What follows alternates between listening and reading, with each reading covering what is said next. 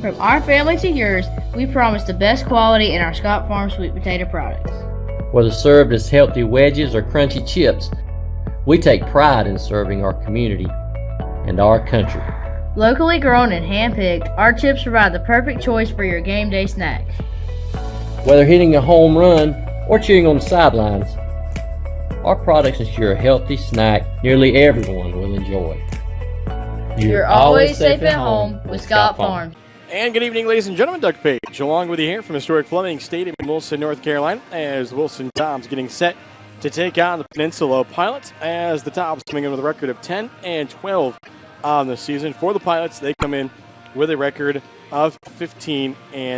And for the Pilots, they have clinched the first half division title in the CPL North Division with that 15-8 record. So they are guaranteed a first-round home playoff game in the 2018 Pettit Cup playoffs, as the Tobs look to the second half to try to see if they can win the North Division, or if Peninsula were to win the North Division again, if they finished in second, which is where they currently sit, they would be the winners of the CPL North Division in the second half. But obviously a lot to happen between now and then as we wind down here in the first half of the North Division, as the Tobs and the Pilots will actually finish out the first half of the home and home, as the Tobs will pay the visit tomorrow night to the Peninsula Pilots, as they'll take place there at 7:05 p.m.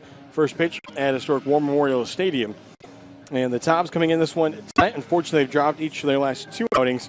For Peninsula, they are coming off of a doubleheader sweep against Edenton, as Edenton right on the doorstep of the Tobs. That's not how things looked just a couple weeks ago, as Edenton sitting last in the North Division. They've really made a nice rally as of late, despite dropping the last three games. They're 10-13, tied with Martinsville at 10-13. So a big game here for the Tobs tonight, at least if they want to try to keep a hold on that second place position in the CPL North Division standings.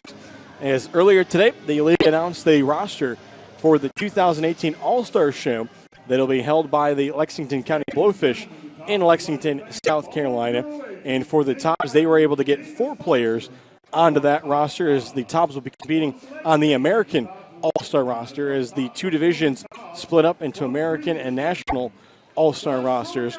So for the Tobs, their 4 players that were selected on the pitching side were Tyler Grauer and also Luis Acosta.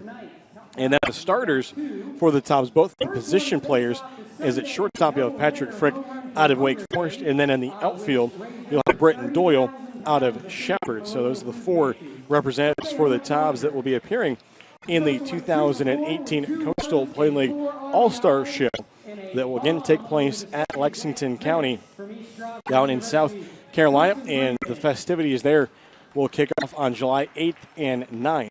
As on July 8th, we'll have the All-Star Fan Fest. Also, there will be a mini home run derby between local media celebrities and the Lexington County Youth All-Stars. And then on Monday, July 9th, 7:35 p.m., we'll have the 2018 CPL All-Star Game. As the Tobs will definitely look to try to shine there amongst the league's best that will gather in Lexington, South Carolina. Here tonight at historic Fleming Stadium, it's our 5th annual Digging in the Diamond game presented by Sasslow's Jewelers. As fans after the game tonight will have the chance to dig for some prizes that include a 3-day, 2-night trip to Las Vegas, a 4-day cruise, his and her wedding bands, a $50 Sasslow's gift card, Tobs prizes, Tobs season tickets, and much, much more. Taking a look here at some of the upcoming home games and promotions, with the first half winding down, and then the second half right around the corner following the All-Star break is on Sunday, July 1st. The Holly Springs Salamanders are here at historic Fleming Stadium, a 6 p.m. first pitch, as it'll be Bang for Your Buck Sunday. And then on Wednesday, July 4th, the Fayetteville Swamp Dogs here at 6 p.m., and it will be our firework extravaganza July 4th, presented by Thomas Law Attorneys. And then on Friday, July 6th, the Martinsville Mustangs here for a 7 p.m. first pitch, as it'll be Faith and Family Night. As we'll also give you a look here at the starting lineups for both sides. First, we'll give you the starting lineup for the Peninsula Pilots, as they are led by Hank Morgan. Leading things off, playing at second base, it'll be number 18, Tyler Adams. Batting second, it's the catcher, number 11, John Embry. Batting third at shortstop, number 14, Jack Strunz. Batting fourth, the designated hitter, number 9, Tucker Maxwell. Batting fifth, it's the third baseman, number 13, Dominic Toso. Batting sixth, the right fielder, number 1, Matt Schwartz. Batting 7th, it's the left fielder, number 20, Bryce Krazan. Batting 8th, the first baseman, number 2, Kyle Butler. And batting 9th, the center fielder, number 4, Cole Girard. And the starting pitcher tonight for the Pilots, he wears number 12, as will be Tyler Garby out of Mercyhurst University. Now the starting lineup for your 2018 Wilson Tobs, as they are led by Brian Hill, assisted by Jim Leggett and Colin Brinkley. Leading things off in center field, it'll be number 7, Brenton Doyle. Batting second in right field, number 13, Karsten Freeman. Batting third and playing shortstop tonight, it's number 6, Jacob Nestor. Batting fourth, the second baseman, number 10, Kevin McGowan. Batting fifth in left field, it's number 26, J.T. Stone. Batting sixth, the first baseman, number 19, Ben Fazo. Batting seventh, the designated hitter tonight, number 4, Jack Duffy. Batting eighth, it's the catcher, number 12, Jacob Sharon. And batting ninth, the third baseman, number 5, Drew Brooks. And the starting pitcher tonight for the Tobs will be number 16, David Harrison. As we'll give you a look at the numbers on the season for Harrison, who will be starting once again against these Peninsula Pilots, and that's pretty much the only team that he has started against this season. As you take a look here for Harrison, a 3.86 ERA, an 0-1 record, as this will be his third start of the summer, his fourth appearance, as he has tossed 11.2 innings, has allowed 7 runs, 5 of those earned off 8 hits, has struck out 11 batters, and has walked 9. And he will be opposed by Tyler Garby for the Peninsula Pilots. And for Garby on the season, he comes in making his second start of the season. Does have a 1-0 record. This will be his fourth appearance. He has tossed 8 2/3 innings, has allowed just 4 runs, 3 of those earned off 10 hits, has struck out 5 batters, walked 4, allowed a home run, has an ERA of 3.12. So that's a look at the starting matchup tonight between the Peninsula Pilots and the Wilson Tobs. Again, I'd like to thank our exclusive partners of Wilson Tobs Baseball, Thomas Law Attorneys, Greenlight, and Emerge Ortho. I'd also like to send a shout out to French West Vaughn, NC by Train, and Travel Easy as 1, 2, 3. So for the Tobs, looking to try to snap a 2-game losing streak with losses on the road over this past week against Edenton and Martinsville. As last night, the Tobs dropping a tough 7-3 decision against the Mustangs. As Martinsville took an early 6-0 lead in that game. The Tobs would respond with 3 runs in the top of the 8th inning before Martinsville closed out the scoring with a run in the bottom of the 8th inning. And they would hang on for the 7-3 win in that one. Then just before that, on Tuesday night, the Tobs dropping a 4-2 decision against the Edenton Steamers, as the Steamers in that game got out to an early 4-0 lead. Tobs tried to rally in that one, just unable to. Give you a look here at the standings across the other 3 divisions in the Coastal Plain League. Over in the East, Morehead City, they've locked up the first place spot in the East with an 18-4 mark, as they finish ahead of Fayetteville, who currently is 12-11. Willington 7-16, and Holly Springs at 7-17. Over in the South, the Savannah Bananas have clinched, as they are ahead of Florence at 12-10, Macon at 11-11, and then Lexington County at 8-12. And then over in the West, that one still has a foot race between Forest City and High Point Thomasville. Both those teams 13-10, and then Asheboro and Gastonia both 9-14. But a tough one for Gastonia. They've lost each of their last 5 outings, coming down the stretch here to end the first half of the 2018 Coastal Plain League season. As right now, the lineup's being exchanged with our umpires and going over the ground rules here at Historic Fleming Stadium. As our umpires for tonight will be Mike Frazier and Peter Gabriel. As we are set for a 7:05 p.m. first pitch here at Fleming Stadium. Take a look here at the Tobs' upcoming schedule and what they have ahead to finish out. As I said, tomorrow they'll be on the road at Peninsula, as that'll be a 7:05 p.m. first pitch. And then the Tobs will be here at home on July 1st against the Holly Springs Salamanders, 6 p.m. Then the Tobs will pay a visit to Edenton before returning home to host Fayetteville on July 4th, and then they'll go right back to Edenton on July 5th for a 7 p.m. first pitch. And then the Tobs have a nice home stretch right there in the middle of July. So if you want to see some Tobs baseball in the middle of July following that July 4th holiday, the Tobs are home on July 6th, July 7th, July 11th and July 12th, as they'll see the Martinsville Mustangs twice, the Moorhead City Marlins, and then we'll have an exhibition matchup against the High Point Thomasville Locos on Wednesday, July 11th. That will be a 12 p.m. first pitch here at Stuart Fleming Stadium. So with that, we will send things down here to field level as the starters again introduced you here at Stuart Fleming Stadium. Adams, wearing number 11 from Liberty University, Jonathan Embry. Wearing number 14 from Creighton, Jack Strauntz. Wearing number 9 from the University of Georgia, Tucker Maxwell. Wearing number 13 from Bucknell, Dominic Tosu. Wearing number 1 from Old Dominion, Matt Schwartz. Wearing number 20 from Southern Indiana, Bryce Crozan. Wearing number 2 from Radford, Kyle Butler. And wearing number 4 from Lamar, Cole Gerard. And tonight's starting pitcher for the Pilots, wearing number 12 from Mercyhurst, Tyler Garvey. The Pilots are coached by Hank Morgan. And now, Tobs fans, get on your feet for your 2018 Wilson Tobs starting lineup. Leading off, wearing number 7 from Shepherd University, Brenton Doyle. Wearing number 13 from East Stroudsburg, Carson Freeman. Wearing number 6 from Catawba College, Jacob Nestor. Wearing number 10 from LaSalle University, Kevin McGowan. Wearing number 26 from the University of Mount Olive, J.D. Stone. Wearing number 19 from LaSalle University, Dan Baser. Wearing number 4 from Missouri State, Jack Duffy. Wearing number 12 from Louisiana Monroe, Jacob Sharon. Wearing number 5 from Missouri Baptist, Drew Brooks.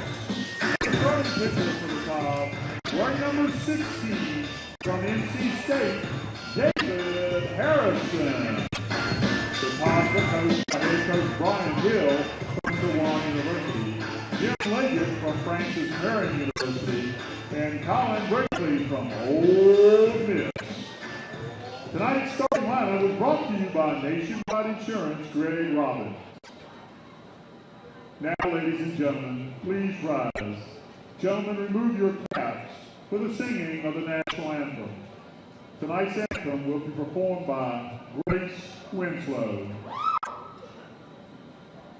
Oh, say, can you see by the dawn's early light what so proudly we hailed at the twilight's last gleaming, whose broad stripes and bright stars through the perilous fight for the ramparts we watched were so gallantly streaming, and the wreckage regular, the bones bursting in gave proof through the night that our flag was still there. Oh, say does that star-spangled banner yet wave for the land of the free and the home of the brave. Go ahead, Grace. Great job.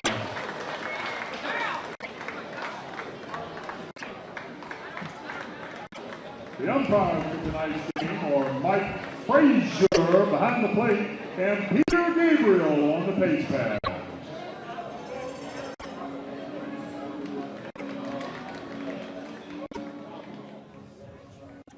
The official game ball And welcome back, ladies and gentlemen. Doug Page along with you here as David Harrison from NC State gets set to toss his warm-up pitches.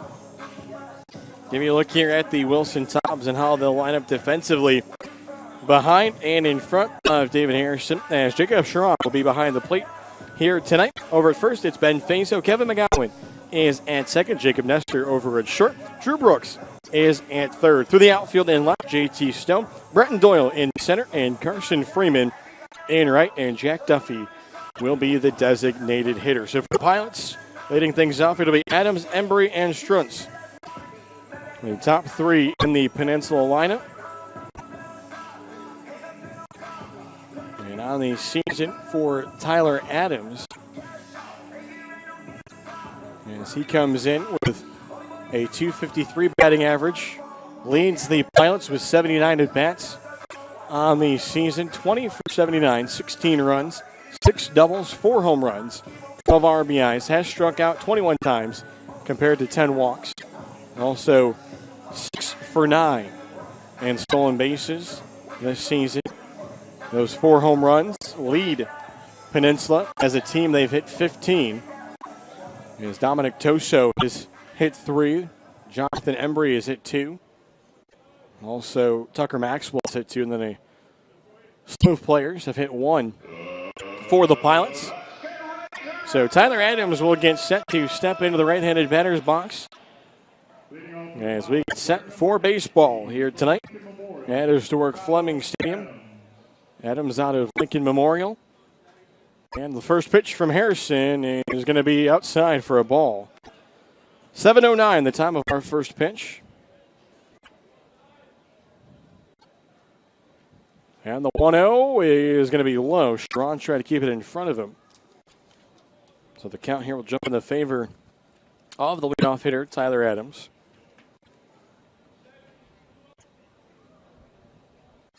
So our first pitch being delivered at 7:09 as the pitch here misses up in the zone. Temperature at 90 degrees with humidity feeling like 96 here in Wilson, North Carolina. And the count now 3-0. Here's the offering from Harrison. That'll get in there for a strike, even though Adams started to make his way down to first. So Sharon will go through the signs here. The offering is swung on and fouled out of play, first base side. So nice job there by David Harrison to get the count full here. 3 balls and 2 strikes. Payoff pitch now here to start off the game from Harrison is swung on and again fouled out of play, this time down to the beer garden.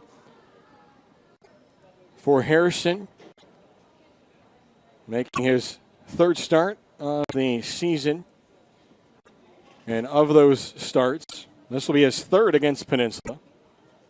And this one fouled back. He started against Peninsula on June 23rd as he allowed 4 runs off 6 hits through 5 innings. Tobs fell in that one 5-1. He also started at Peninsula on June 15th. Another payoff pitch is going to miss for all 4. Sharon got up, started to toss it around the horn, but did not get the call from the home plate umpire, so to be a leadoff walk. That started on June 15th. He went 5 2/3 innings, allowed 3 runs, 2 earned off 2 hits. Tobs did come back to win that game 7-6, even though Tobs at one point in that game had a 5-0 lead. And then when his first appearance of the season tossed an inning against Martinsville back on June 8th. Quick throw over here. They try to get Adams sleeping. He's back in safely. So 11th walk of the season for Tyler Adams. Now a lefty-lefty matchup with John Embry, the catcher at the plate. Swings and misses this one, then going down. A late throw by Sharon. As Adams will go down. And so he'll be in second. That was kind of a weird play. Swinging through it was Embry. 7th stolen base for Adams this season.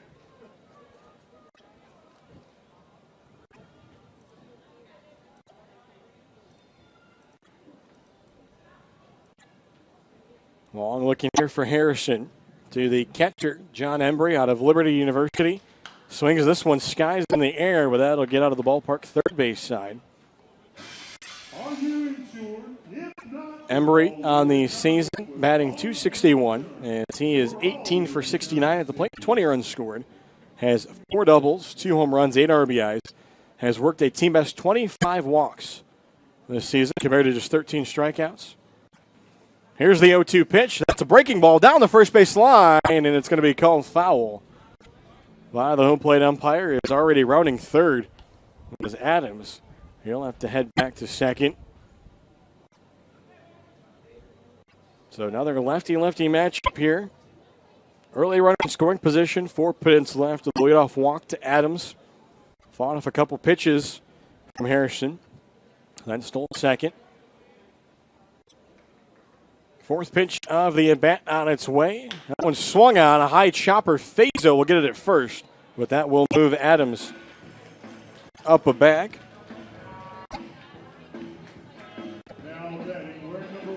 So that'll bring up the shortstop, Jack Strunz. Strunz, a junior from Creighton. On the season, batting .239 as he is 11 for 46 at the plate. 3 doubles, a triple, no home runs, 9 RBIs. 9 strikeouts to 2 walks. First pitch swings and misses. Harrison goes low away from the right-handed batter. Tucker Maxwell, the designated hitter, in the on-deck circle.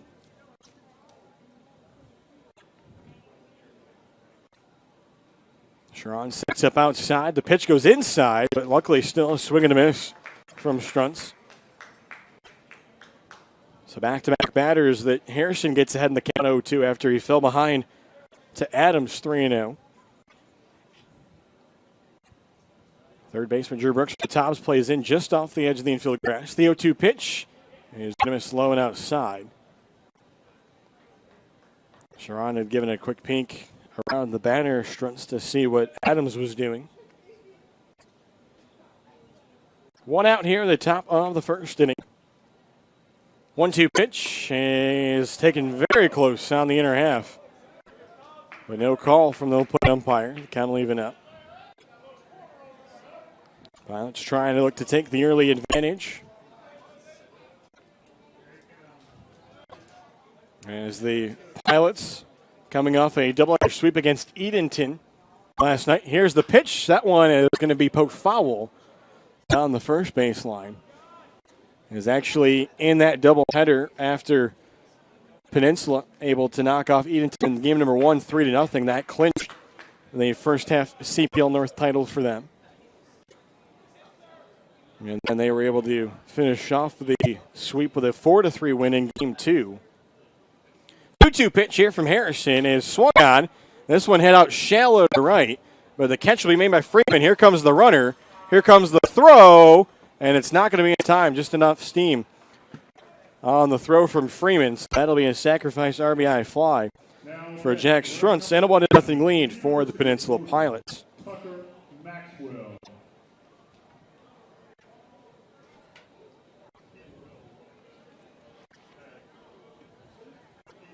So the RBI for Strunz will be number 10 of the season for him.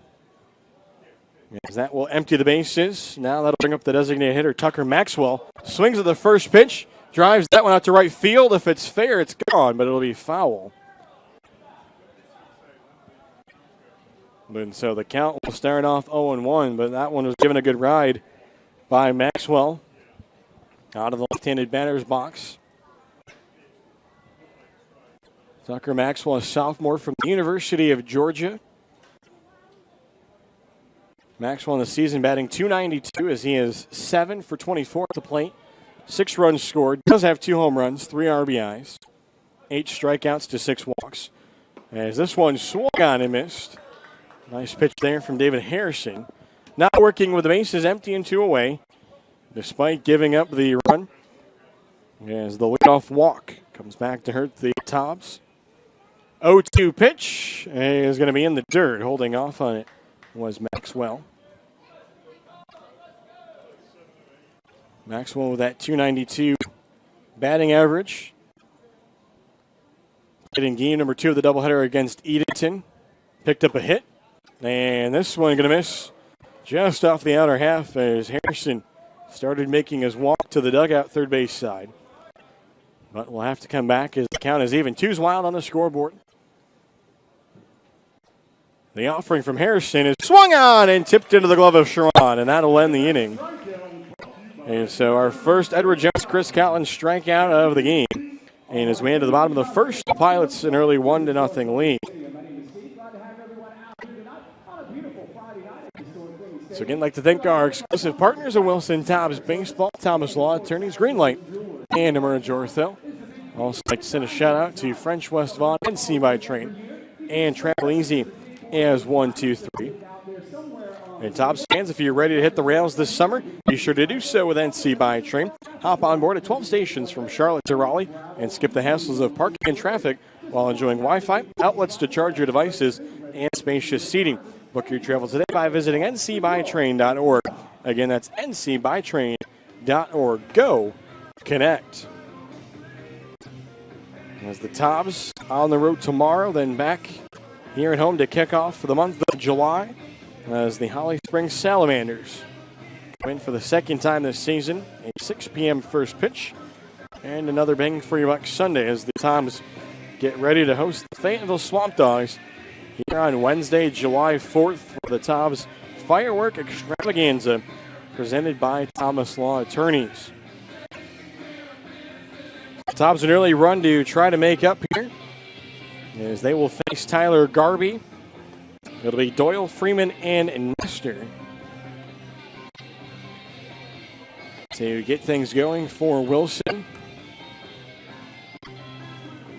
And on the season for Garby, the junior from Mercyhurst University, making his second start of the season today, his fourth appearance.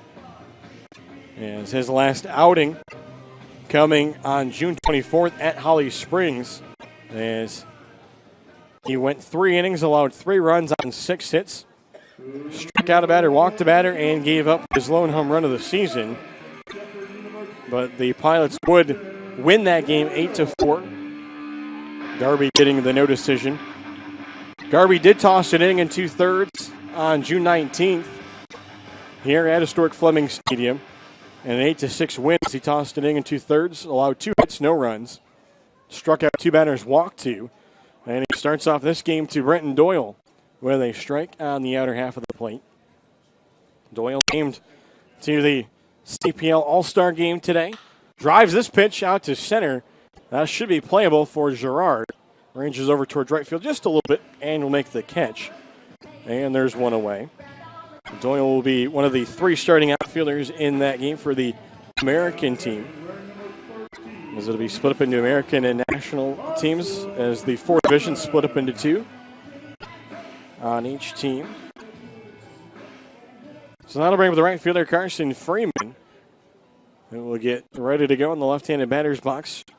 Made that catch on the sac fly from Struntz, and just not enough on the throw home to try to get the runner Adams. First pitch called strike. And now this one swung on and missed. The count quickly 0-2. Here to Carson Freeman from Tyler Garby. Garby in his first start of the summer, as this one misses up and away, tossed 4 innings and picked up a win against Moorhead City as he allowed just 1 unearned run off 2 hits, struck out 2 batters, walked 1. That game was shortened. The pitch here is going to be looped out into left center, and that'll be a 1-out single for Carson Freeman. And the Tobs have the first hit of the game. So Carson Freeman, after delivering a 2 RBI double in the game last night against the Mustangs, picks up some early offense here. As with that hit, that'll be hit number 13 of the summer for him. Comes into this game with 13 RBIs, which leads the Tobs. He took the lead from Brenton Doyle, who's got 12 RBIs. Leading over first, Freeman. The batter now, Jacob Nestor, starting shortstop tonight out of Catawba. Take a called strike 1. Nestor on the season batting .277, 13 for 47 at the plate, 2 doubles, a triple, 6 RBIs, 11 runs scored. Watches this one scoot off the dirt over in the left-handed batter's box.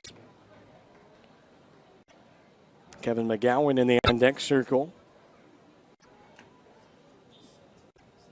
Also give you a look here defensively at the Peninsula Pilots. 1-1 pitch on its way. That one swung on down the right field line, but that one will be foul over into the beer garden. So the count now, a ball and 2 strikes for the Pilots. Embry behind the plate. Butler is over at first. Adams at second. Struntz at short. Toso is at third through the outfield. Krazan in left. Gerard in center. And Schwartz in right with Maxwell, the designated hitter. And a quick throw over here, and they try to get Freeman as he's able to slide back in safely. Freeman on base paths this year, 4 for 6. As the Tobs, 35 for 46 as a team. 1-2 pitch on its way here from Garby is in the dirt. Nice job by Embry to keep that one in front of him.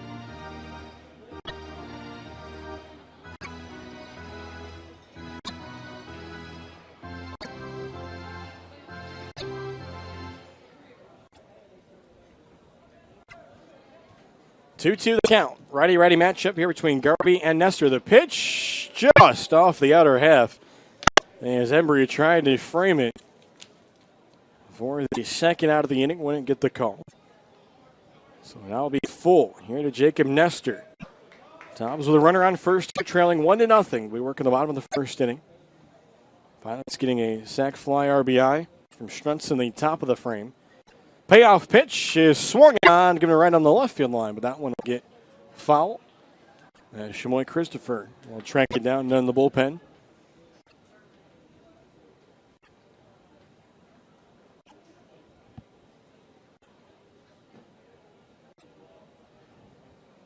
Nestor getting set back in the right-handed batter's box. He's had a couple good swings here against Garby, just trying to get it in between the lines. Payoff pitch is taken high for ball 4. The throw down to second won't matter. So Nestor will reach back-to-back base runners for Wilson after the fly ball to center. As Freeman will be at second. So for Garby, with that walk, his 5th now of the season. So strikeout and walk numbers even, 5. Second baseman Kevin McGowan gets ready to go in the left-handed batter's box. McGowan out of LaSalle. Takes the first pitch for a called strike on the inner half of the plate. McGowan coming this one hitting .239 as he's 17 for 71 at the plate. 4 doubles, 9 RBIs, 5 runs scored.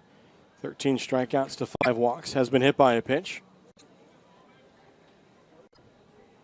Garby delivers. That one swung on in on the handle of the bat, and it's fouled off on top of the grandstand.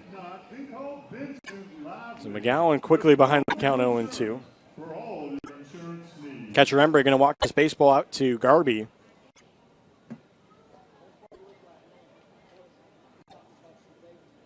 And Garby will head back. He got the fly ball from Doyle. That tailed out towards right center, but was caught by Gerard. Then gave up the bloop single from Freeman out into left center, and then the walk to Nestor. And for Nestor, that walk was his 14th of the summer. That leads the Tobs. This one misses up and away. Good eye for McGowan to take. Tobs trying to get this game knotted up here in the bottom of the first inning. J.T. Stone in the on-deck circle. Left fielder for the Tobs out of University of Mount Olive. 1-2 pitch from Garby is swung on by McGowan out to left. And this one is going to get by the left fielder. Trying to make the catch was Kazan, rounding third. It's going to be Freeman. Nestor's rounding third. He's going to score no problem. Tobs lead 2-1. A pair of runs powered by Greenlight as McGowan able to just drop that one in front of Kazan out and left. And then it got by him. And it was the long run for his center fielder, Gerard, who had to back him up.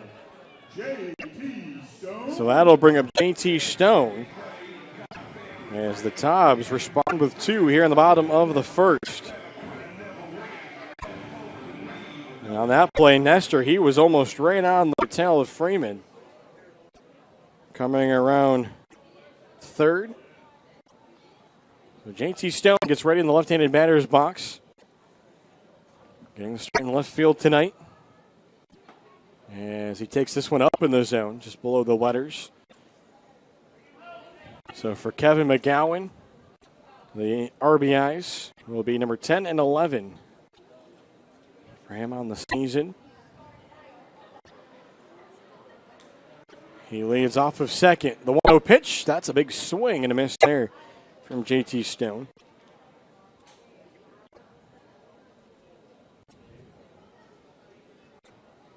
Second hit of the inning for the Tobs. Ben Fazo now up into the on-deck circle. Embry goes to the sides. His pitcher delivers. That one caught the batter, Stone. So the Tobs is their 4th consecutive base runner after Garby recorded the first out.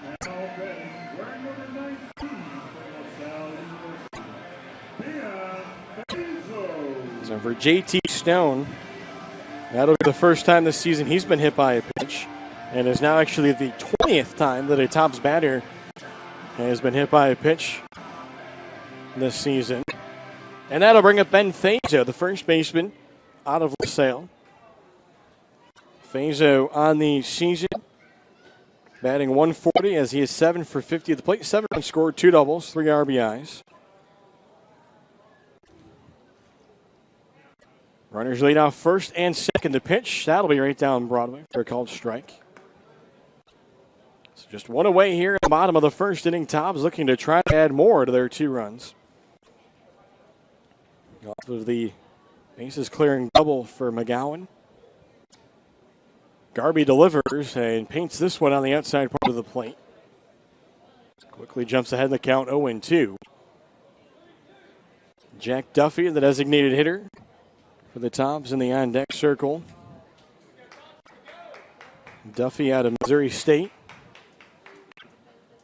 0-2 on its way, though, here from Garby, and that one just going to miss. Fazo, though, has taken 3 really close pitches here with 2 runners on base.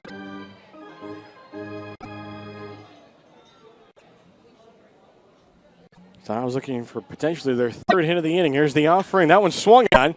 Hit out to right, going back for it. Schwartz still going back. He can't make the catch. It's off of the track. They're going to send McGowan around third. Here comes the throw, and it's going to be in time.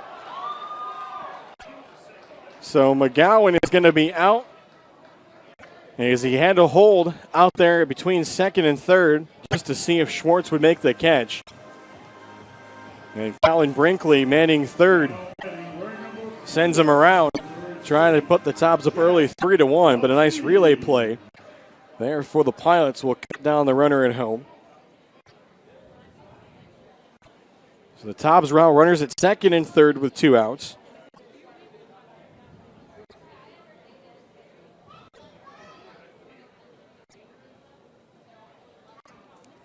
So Stone over at third. Fazo at second.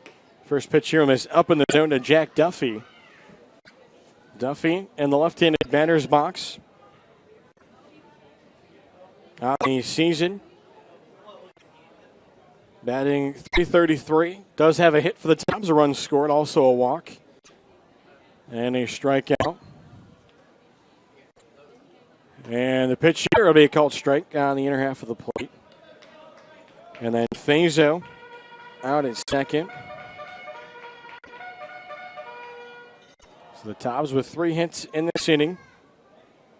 Looking for Duffy maybe to come through here with a 2-out hit. The pitch missed outside over in the right-handed batter's box. Embry had to come up out of the catcher's stance to get it. Stone, the runner at 30, he was hit by the pitch from Garby. And then Fazo hit the ball over the right fielder Schwartz's head. Leads off second, the 2-1. That one swung on, skied in the air, foul territory. Butler giving it a look, but he won't be able to get to it. So the count leaving up for 2 balls and 2 strikes. Duffy, the 7th batter of the inning for the Tobs, with the catcher Jacob Schrawn in the on-deck circle. Tobs 2 runs on 3 hits in this inning to go along with a walk and a hit batter.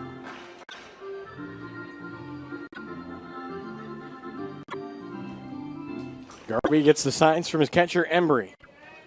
2's wild on the scoreboard. Here's the offering, and that one is given a ride on the right field line, but that'll get foul. It is Duffy trying to plate a pair of runs there for the Tobs. Got a good one to hit from Garvey. Garvey trying to escape this inning with just the 2 runs.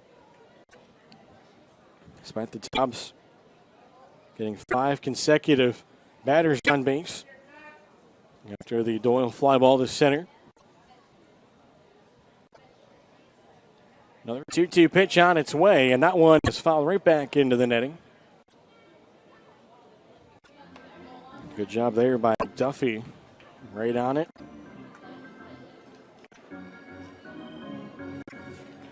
Duffy trying to see if he can pick up his first RBI in a Tobs uniform. Keep this bottom of the first inning going. Tobs quickly erased the 1-0 deficit and then took the lead. Here's the 2-2 pitch again, and that one is swung on the dirt. It gets by the catcher. Having thrown on first to be Embry, and he makes the toss right on target as he's able to find the loose baseball. So a strikeout and a 2-3 putout will end the inning as the Tobs do plate 2 to take a lead and send this one to a commercial break. And you're watching Wilson Tobs Baseball here at CPLBaseball.tv.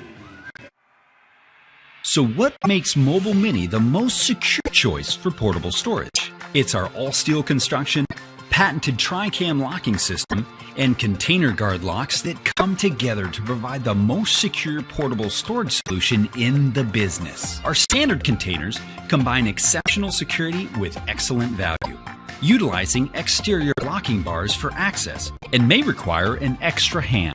This system is ideal for construction situations where access is infrequent. For even greater ease and convenience, our premium container delivers Mobile Mini's superior security with our easy access design. Doors easily open with one hand, making it ideal for frequent retail or commercial use. Whichever way you go, you can't go wrong.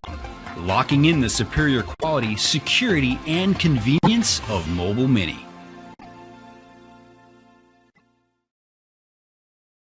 From our family to yours, we promise the best quality in our Scott Farm sweet potato products.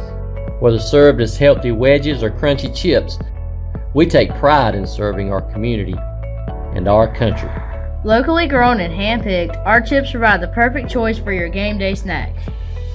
Whether hitting a home run or cheering on the sidelines, our products ensure a healthy snack nearly everyone will enjoy. You're always safe at home with Scott Farms.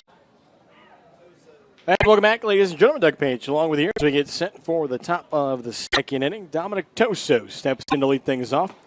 And he'll take a first pitch called strike from David Harrison. It'll be Toso, Schwartz, and Krazan for Peninsula here in the top of the second. Toso getting the start at third base for Peninsula out of Bucknell. Drives this one foul out of play, first base side. Toso on the season, 21 for 73 at the plate, hitting .288. 12 runs scored, a double, 3 home runs, 14 RBIs. 21 strikeouts to 11 walks. Playing in his 22nd game. The 0-2 pitch is going to miss off the outer half. Harrison has tried to freeze a couple Peninsula batters here early on tonight. Hasn't been able to get a call. Working with his battery mate, Jacob Sharon. 1-2 here is going to be swung on off the end of the bat. McGowan has to play the funny hop. Can he make the throw? He does in time to Fazo. And there's one away. That one had a little English cue to it. Off the end of the bat of Toso. So that'll bring up the right fielder, Matt Schwartz, out of Old Dominion. Schwartz, the junior. 14 for 71 this season. 12 runs scored, 2 doubles. Home runs, 6 RBIs, 20 strikeouts to 9 walks. Batting .197. His 20th game for Peninsula. Watches this one missed up and away. Schwartz, 5 stolen bases. Has been caught stealing 3 times when he's been on base this year. Next one in there for a strike to even up the count. One away here in the top of the second inning. Tobs a 2-1 lead. Thanks to the 2 RBI double from Kevin McGowan in the bottom of the first. Harrison's pitch here going to miss off the plate. Peninsula still looking for their first hit of the game. Scored on a sacrifice fly thanks to a leadoff walk from Tyler Adams. This one a chopper back up the middle. Played it short, thrown by Nestor. And it's going to be in time as Fazo able to make the nice scoop. And there are 2 away. So good job there by Nestor ranging up the middle. And Schwartz thought he might have had first hit of the game for Peninsula. So bring up the left fielder, Bryce Krazan. Lefty-lefty matchup. The pitch here is swung on. Hit to second. McGowan. The hop, the throw a little high, but Fazo able to field it. And that's a quick 1-2-3. Top of the second inning for David Harrison. As we get set quickly to go to the bottom of the second, Harrison wants his offense to get right back out there, try to see if they can keep things going. Tobs brought 7 batters to the plate in the bottom of the first. As Peninsula will send Tyler Garvey back out to the mound. Was able to allow just the 2 runs. Got the nice outfield assist from his defense on the double by Fazo out to right field. As the Pilots would gun down McGowan at the plate. He had to hold a little bit at second base because making it look out in right field was Schwartz. Thought maybe he was going to get to it. And then it sailed over his head, so he did get a late start. But a nice job there on the relay throw from the Pilots. And then the strikeout of Jack Duffy to end the inning is how Garby got out of it. He'll face the 8, 9, and 1 batters for Wilson here in the bottom of the second. It'll be Sharon Brooks and Doyle. Jacob Sharon getting a start behind the plate here today. A junior from Louisiana Monroe out of Ottawa, Ontario, Canada. And for Sharon on the season, batting .158 as he is 3 for 19. 4 runs scored, does have a home run, 2 RBIs. And has worked a walk, been hit by a pitch, and has struck out 10 times. So he'll get things going against Tyler Garby. Tobs with 3 hits in the game. A pair of doubles and a single.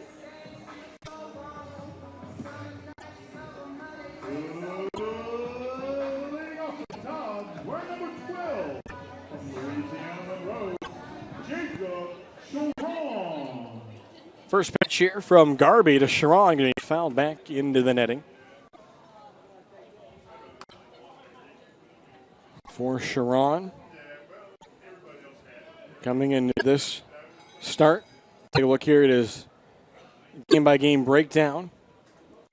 He faces the 0-1. That one misses into the dirt over in the left-handed batter's box.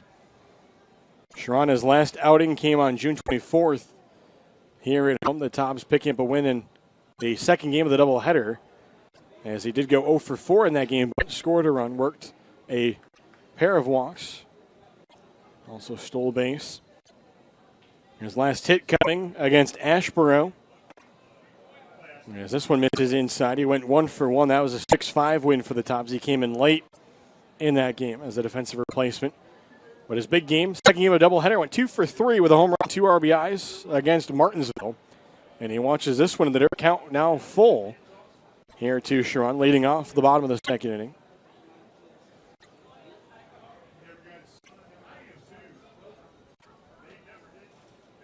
Embry will set up behind the plate. Payoff pitch is swung on. That one's going to be past the shortstop, Strunts into center. And it's a leadoff single for Jacob Sharon. And the Tobs have their 4th hit of the game. So a good job there by Sharon. Was down early in the count. Took some good pitches. Got into a hitter's count. Able just to drive that one right back up the middle. And so that'll bring up the third baseman, Drew Brooks, out of Missouri Baptist. Brooks moved down to the number 9 spot in the lineup here for the Tobs for this one. On the season, batting .171 as he is 12 for 70 at the plate, 7 runs scored. A double, a triple, home run, 11 RBIs. 20 strikeouts to 8 walks. As Butler will hold the runner Sharon on over at first. Garby delivers, and that one in the dirt. Good take by Brooks.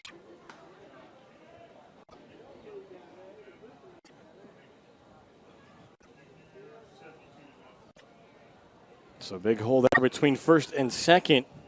Potentially for Brooks. Does like to go to the right side of the field. The 1-0 pitch fouls this one off of his thigh. So the count will even up. Really this season we've only seen Drew Brooks go to the left side of the infield twice. One, a grand slam here that defeated the Peninsula Pilots back on the CPL opening night. Then did have a blue hit into left field, but mainly it's all been to the right field side. This throw over a low scoop there by Butler. Yes, Tyler Garby almost spiked that one past his first baseman. Tobs with a 2-1 lead here as we play in the bottom of the second inning. Historic Fleming Stadium in Wilson, North Carolina. 1-1 pitch, going to miss outside. Taking all the way was Drew Brooks. Top of the order in the on-deck circle as Brenton Doyle wants to try to join in on this early offensive barrage for the Tobs. He flied out to Girard to start off the bottom of the first. 2-1 pitch is going to miss inside. Garby kind of kicked his foot out on the pitcher's mound. As he thought for sure he'd get the call there. So the count, instead of being 2 balls, 2 strikes, now 3 balls and a strike. Here's the pitch. That one is swung on. Chopped foul, though, by Brooks down the first baseline. As Garby will get a new baseball here from the home plate umpire. So the count now full. Brooks takes a long look down to the third base coaching box.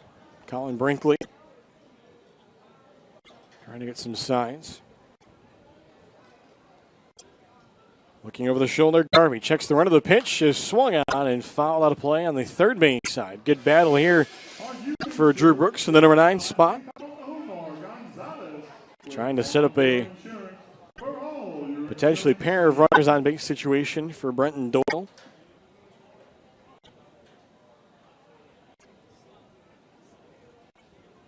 The payoff offering swung on, skied in the air, down the left field line. Tosto giving a look. Now the shortstop Struntz comes over and will make the catch in foul territory for the first out. Now playing line number 7 from Shepherd University, Brenton Doyle. So that'll bring up Brenton Doyle. Had a pair of hits last night in the loss at Martinsville. A single and a double. Flied out to center in this one early on. Garby again looking over the shoulder, keeping an eye on the runner. The pitch is going to miss low and away. Garby will fall behind in the count. Bullpen still quiet here early on for Peninsula. And now the 1-0, that'll miss low as well. The Pilots have already locked up the Coastal Plains North Division. Coming into this one with a 15-8 record. Wilson, Edenton, and Martinsville all coming into play tonight with 10 wins. 2-0 pitch is swung on, skied in the air down the right field line. Long run here for Schwartz in foul territory. He makes the catch. And so that will be the second out. So a pair of foul outs here for the Tobs after the leadoff single from Sharon.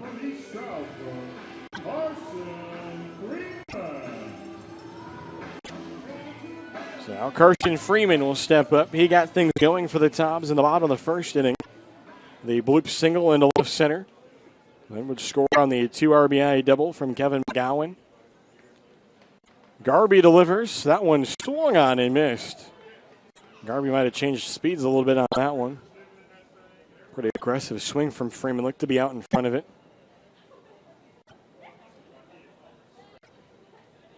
Embry giving the signs, the offering. That's in the dirt. Also give you a look here at the Coastal Plain League out-of-town scoreboard. What's going on across the Coastal Plain League? Sharon leading off over at first. The 1-1 pitch is in the dirt. Sharon's going to go. Ball came out in front of Embry. And so Sharon will be down to second.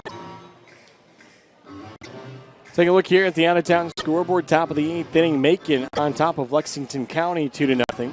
Bottom of the 7th, tied 2-2 between Edenton and Morehead City. Also top of the 4th inning, no score between Martinsville and Ashboro. Holly Springs a 2-1 lead over Fayetteville, top of the 3rd inning. And High Point Thomasville a 2-0 lead against Forest City in the bottom of the 3rd. 2-1 pitch here from Garvey is swung on, but a chopper foul down the first baseline. Top of the 3rd inning, Macon out to a lead. Top of the 4th inning, Savannah leading Gastonia 1-0. And then top of the 4th, no score between Florence and Wilmington.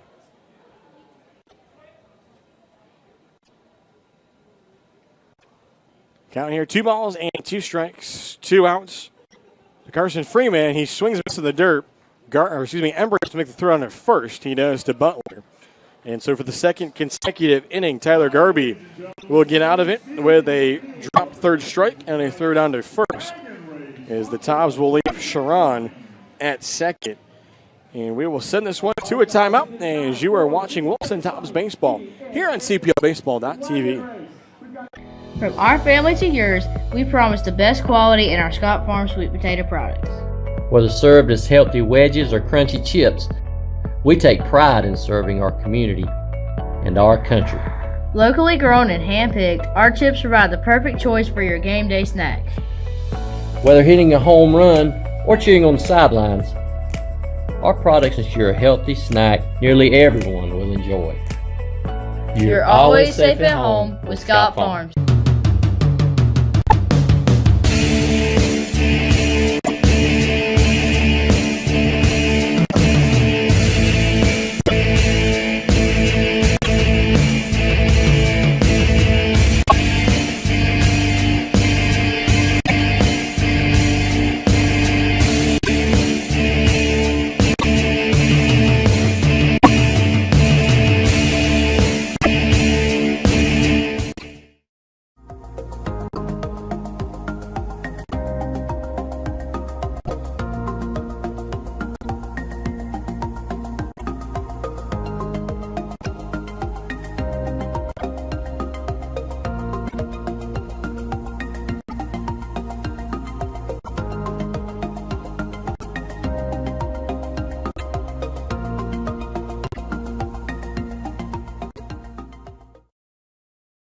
And welcome back, ladies and gentlemen. Doug Page along with you here as we come to you live from historic Fleming Stadium in Wilson, North Carolina.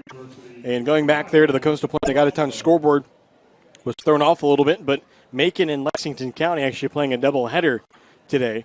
Macon winning the first game 2-0 in 7 innings, as the first pitch here will be fouled back to start the top of the 3rd, as it is the first baseman Kyle Butler getting things off. It'll be the 8, 9, and 1 batters, Butler, Gerard, and Adams.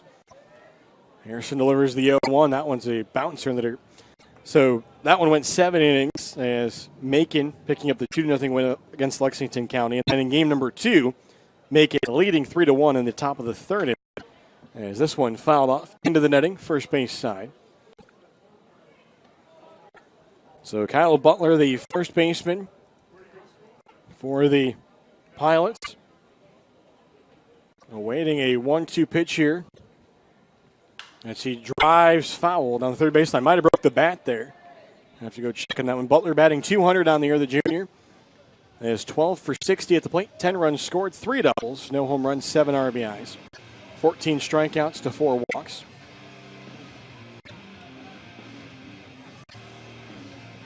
For Butler, the junior from Radford, waiting to try to find a new bat here. Hopefully the Pilots brought some extra ones with them.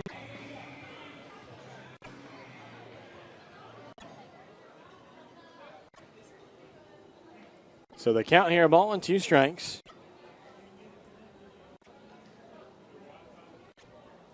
Here's the pitch from Harrison. That one, again, fouled out of play, first base side. David Harrison trying to work another 1-2-3 inning here as he set down Toso, Schwartz, and Krazan on ground outs in the second. Tobs with a 2-1 lead. Here's the 1-2 from Harrison. That one swung on, hit out to right. Freeman lining it up will make the catch. And that'll be the first out of the inning.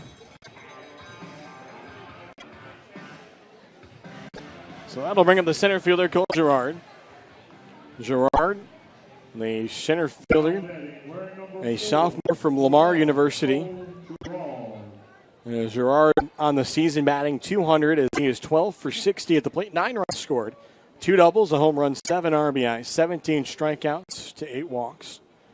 Lefty-lefty matchup here. As that one right down Broadway for a call strike. Pilots still searching for their first hit of the contest. Tobs with all 4 to this point. Have stranded 3 runners on base. One pitch, a bunt laid down. That's going to be a tough play, and that'll be an infield single. As that is great there in the number 9 spot for the Pilots is Cole Gerard. With the bunt. As nobody was playing in expecting that. Put it right in a good spot past the pitcher Harrison. Only chance would have been a charge to McGowan, but he was just too far back. So that'll be a 1-out runner at first. Cole Gerard in the base paths this year. 5 stolen bases, has been caught twice. And this pitch will miss low inside. Top of the order, back up. Tyler Adams at the plate. Adams walked, stole second, and then scored on the sac fly from Struntz in the first. Harrison's offering. He's going to miss on the outer half of the plate. Kind of turned the back a little bit there. Maybe he wanted the call.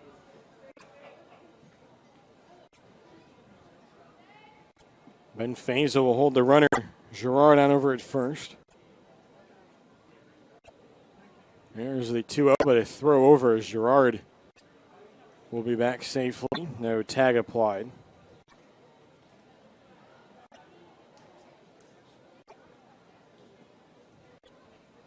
Sharon will go through the signs. 1 away here in the top of the third. The pitch is swung on off of the glove of Harrison. That'll be flipped to second. The turn by McGowan. Not going to be in time. And Fazo couldn't hold on to it, so would have been safe over at first. But the Tobs do get the out at second as it deflected off of the glove of Harrison right to Nestor. And then Nestor flipped over to McGowan. So they get the lead runner. A 1-6-4. And then, 1-6-3. Yes, obviously.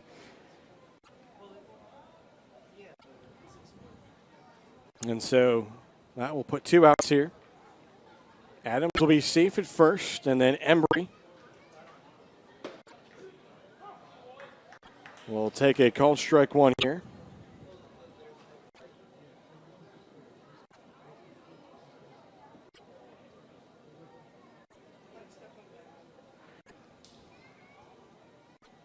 Now they'll check over at the runner at first here. That's now Adams reaching on the fielder's choice. Second time that Adams has been on base. Embry will take this one. Couldn't pull the trigger. So the count 0-2. So the Tobs erase the 1-out bunt single by Gerard and the ball back up the middle. Harrison just getting enough of it to deflect it, not throw off Nestor. 0-2 pitch is going to miss off the outer half of the plate.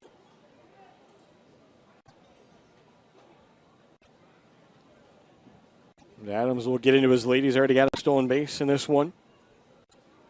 Harrison will keep a close eye. The pitch home is swung on, giving a right out to right, going back for it. Fazo at the wall. It's off of the top of the wall.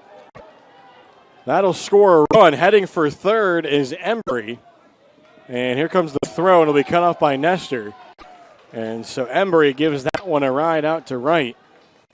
As he will score Adams all the way from first, and we're now tied here, 2-2. Wearing number 14 from Creighton, Jack Strunz.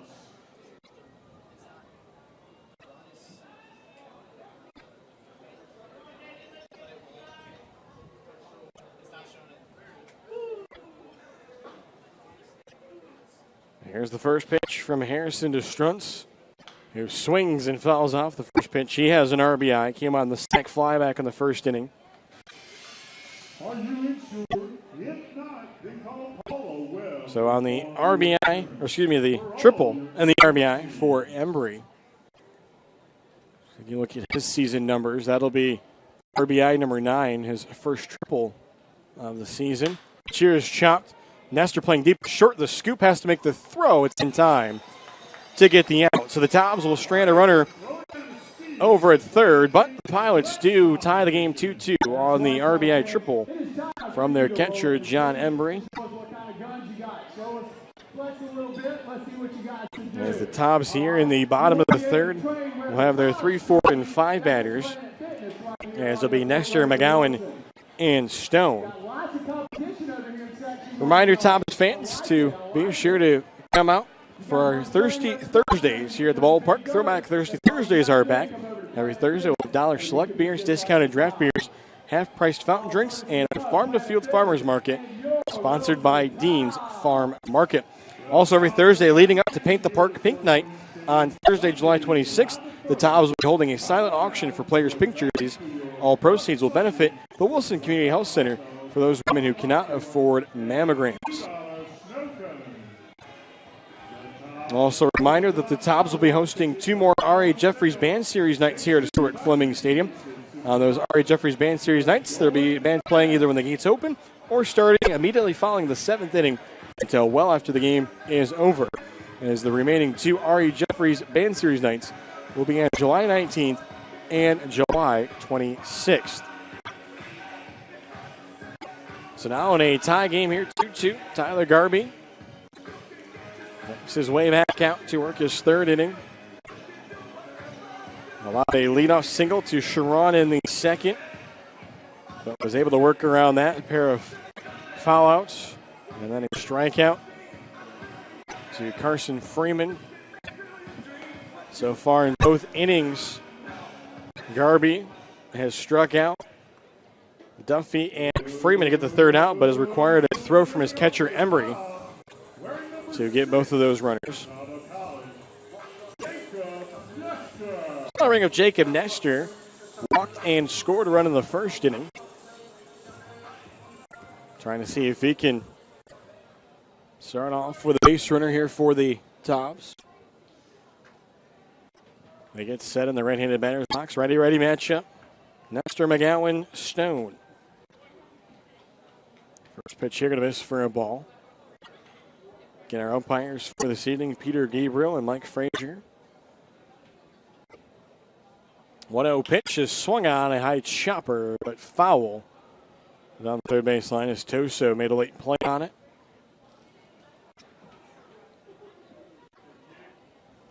Tobs 2 runs on 4 hits in this game. 2 runs, 2 hits for the Pilots. Picking up both of those hits in the 3rd inning. The offering here from Garby, right back at him. Watch out, that's into center field. And for Jacob Nestor, a leadoff single, 2nd inning. The Tobs get the leadoff base runner on.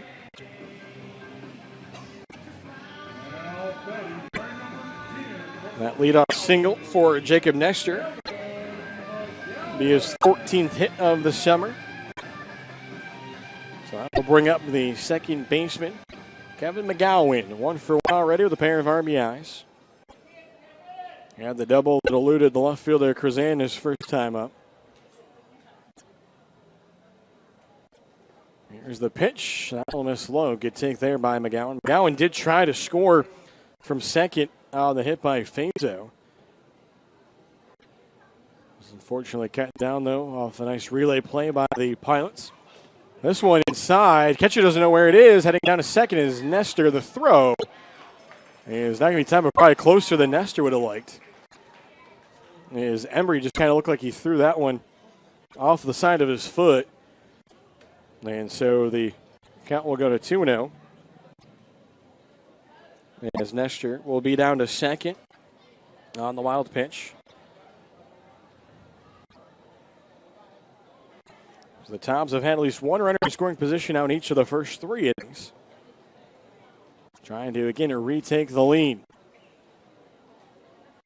Pitcher to McGowan is swung on a chopper, but foul down the first baseline. McGowan waiting for a signal from the home plate umpire to say it was foul. And you can see he missed the sign from the umpire. Nobody out here in the bottom of the 3rd inning. Historic Fleming Stadium. Tied 2-2 between the Tobs and the Pilots. Look back to second. Now a fake on the throw as Nestor was heading back. The shortstop Strunz, though, wasn't covering. So nobody for Garby to throw to. This is actually the 3rd time that Garby has pitched here at Historic Fleming Stadium, as a big swing and a miss here. Garby changing speeds as Garby actually pitched here at Historic Fleming Stadium for Mercyhurst University as they made a trip and a southern swing to start their season. Made an appearance here. Looking here to his catcher, Embry. Trying to get the first out of the inning with Nestor out at second. 2-2 pitch is low, ball 3, and the count is now full with some action starting down in the Peninsula bullpen.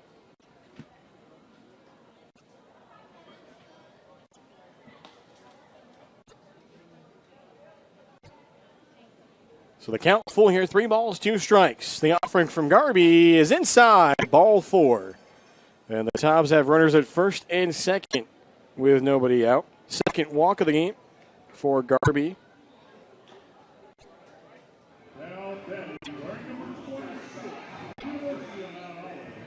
So the pitcher warming up down in the bullpen for the Pilots is number 25. That is Ryan Fox.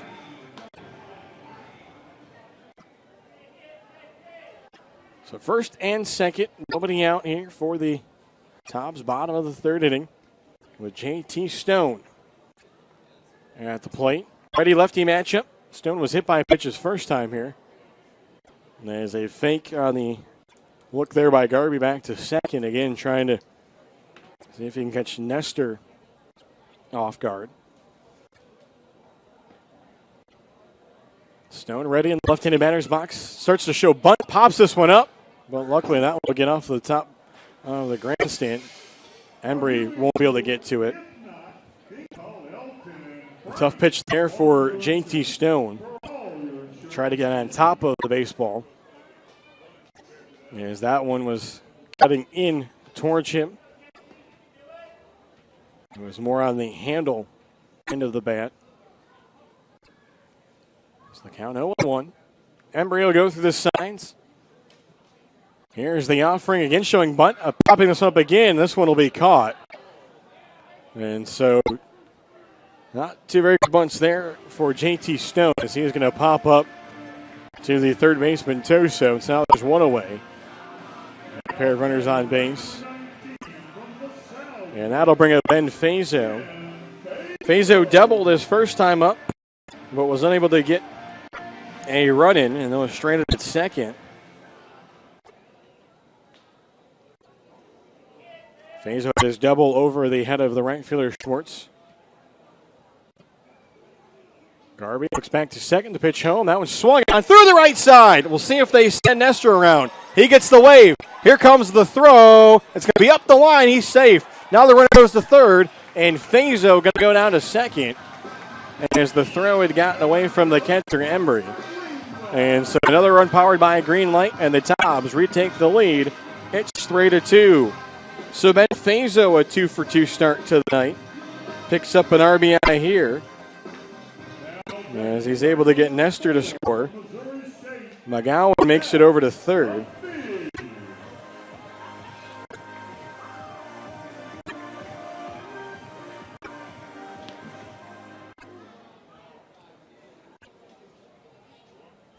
So the count here will be fresh to the batter, Jack Duffy. Runners at second and third, one away The pitch is going to be a called strike on the outer half of the plate.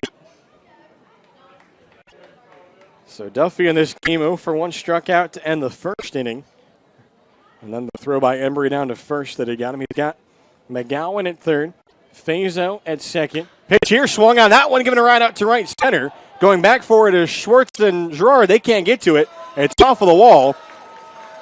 Heading home will be McGowan. Fazo is going to have to pull up at third. He thought for sure that one was going to be caught. He had made the turn back to second, but that's another run powered by a green light. On the RBI hit for Jack Duffy, his first RBI in a Tobs uniform, and the Tobs lead 4-2.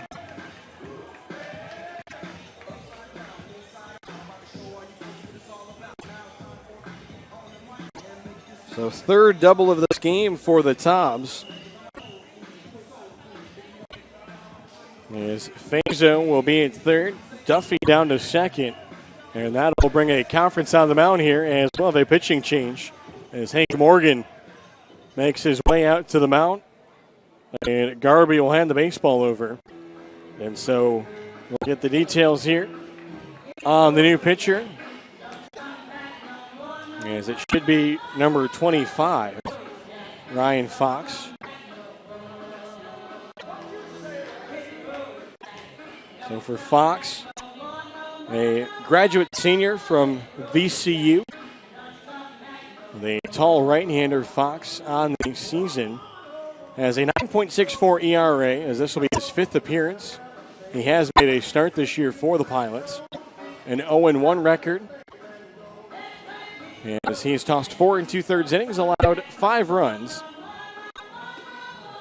off of 7 hits. Has struck out 2 batters, walked 1. And he will go through his warm-up tosses. Fox coming out of the sidearm slot. Look to try to see if he can slow down the early scoring here for the Tobs. 2 in the bottom of the first, 2 here in the bottom of the third. But a pair of runners in scoring position and 1 away. Tobs now with 7 hits. They've gotten 3 in this inning. RBI hits from Fazo and Duffy. Duffy picking up his 2nd hit for the Tobs. Yes, he was able to drive that baseball out to right center field over top of Gerard and Schwartz. We tried to track it down as it one hop to the wall. So that'll bring up the catcher, Jacob Sharon. He's 1 for 1. Led off the 2nd inning with a single. Just eluded the shortstop Struns. And then to be stranded at second. First pitch, waves and misses at it. Coming to that sidearm slot.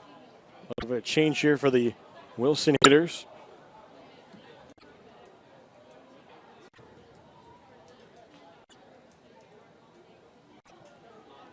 Embry will go through the signs. The offering from Fox, that's in there. Fastball for a called strike. So a good change of pace there for Ryan Fox.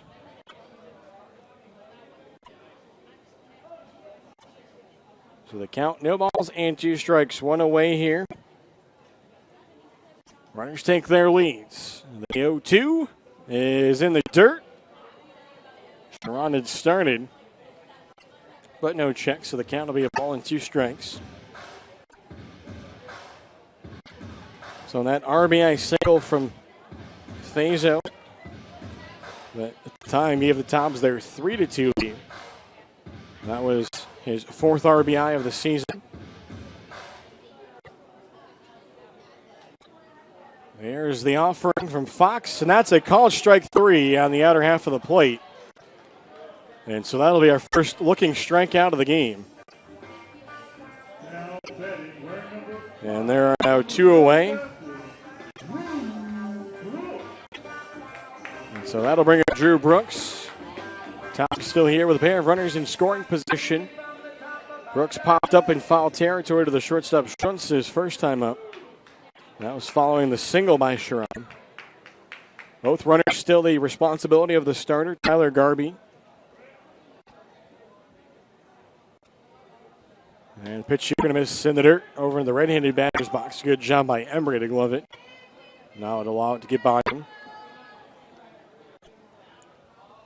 Tobs early this one have had 2 runners move up. One on the wild pitch. One on a pass ball. 1-0 is swung on. That one is passed to go to the first baseman. Still a chance for a play at first. And they say the out is made. As they say that the second baseman, Adams, was able to get the baseball, toss it to his pitcher, Fox, who was able to find the bag and beat Drew Brooks down the baseline. And so the Tobs will leave a pair of runners in scoring position as they plate 2 in the inning to take a 4-2 lead. As they'll send this one to a timeout as you're watching Wilson Tobs Baseball here on CPLBaseball.tv. From our family to yours, we promise the best quality in our Scott Farm sweet potato products. Whether served as healthy wedges or crunchy chips, we take pride in serving our community and our country. Locally grown and hand-picked, our chips provide the perfect choice for your game day snack. Whether hitting a home run or cheering on the sidelines, our products ensure a healthy snack nearly everyone will enjoy. You're always safe at home with Scott Farms. So what makes Mobile Mini the most secure choice for portable storage? It's our all-steel construction, patented tri-cam locking system, and container guard locks that come together to provide the most secure portable storage solution in the business. Our standard containers combine exceptional security with excellent value, utilizing exterior locking bars for access and may require an extra hand. This system is ideal for construction situations where access is infrequent. For even greater ease and convenience, our premium container delivers Mobile Mini's superior security with our easy access design. Doors easily open with one hand, making it ideal for frequent retail or commercial use. Whichever way you go, you can't go wrong. Locking in the superior quality, security, and convenience of Mobile Mini.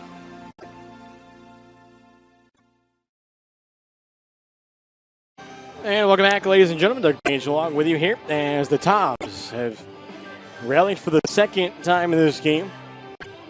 There's an inning in which the Pilots score a run in the top half. The Tobs answer with 2 in the bottom half as they have a 4-2 lead.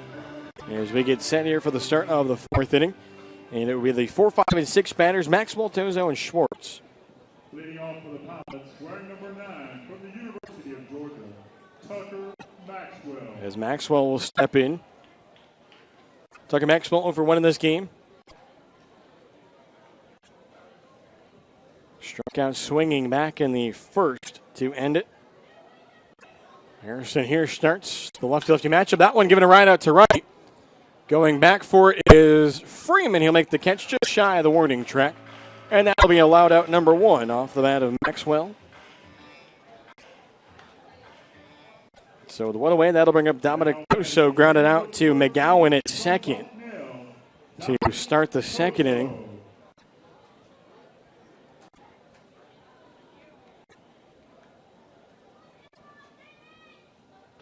And this one is chopped. Nestor short, and the hop there is going to elude him. And safe at first will be Toso.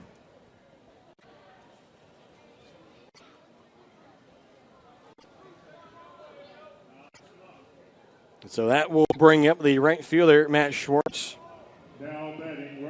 Schwartz 0 for 1 in this game. So that'll be the 3rd hit of the game, or excuse me, that'll be an error as they'll be charged an E6 to Nestor. First error of the game for the Tobs. Leading off first will be Toso, and Schwartz will take this one for a called strike. So 1 out base runner.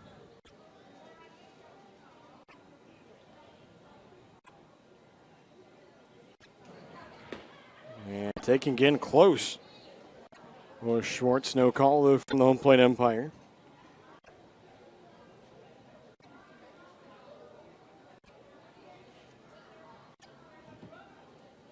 Look over to the runner at first, and now this one will catch the outside corner. Schwartz kind of gave a quick look back. Grounded out to Nestor back in the second inning. Leading off first is Toso. The offering here is swung on, and that one just nicked. Gets past Sharon. So good job there by Schwartz to keep the at-bat alive. Bryce Krasandin on next circle. He's 0 for 1 in the contest. 2 runs on 2 hits for Peninsula in this one. Here's the offering, and that one is fouled out of play over first base side. Harrison trying to come in the hands of the batter. And it's a lefty-righty matchup.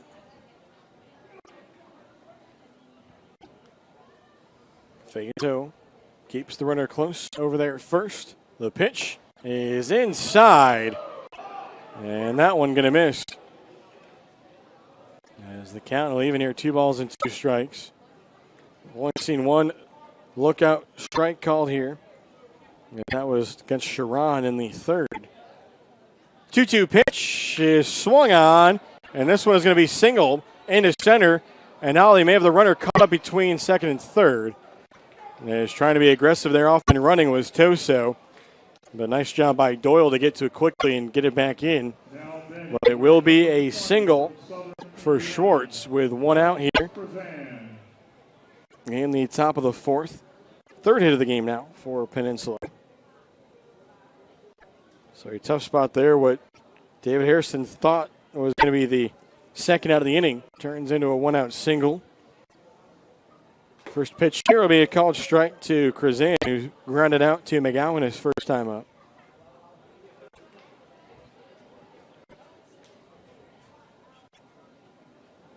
The runners will take their leads.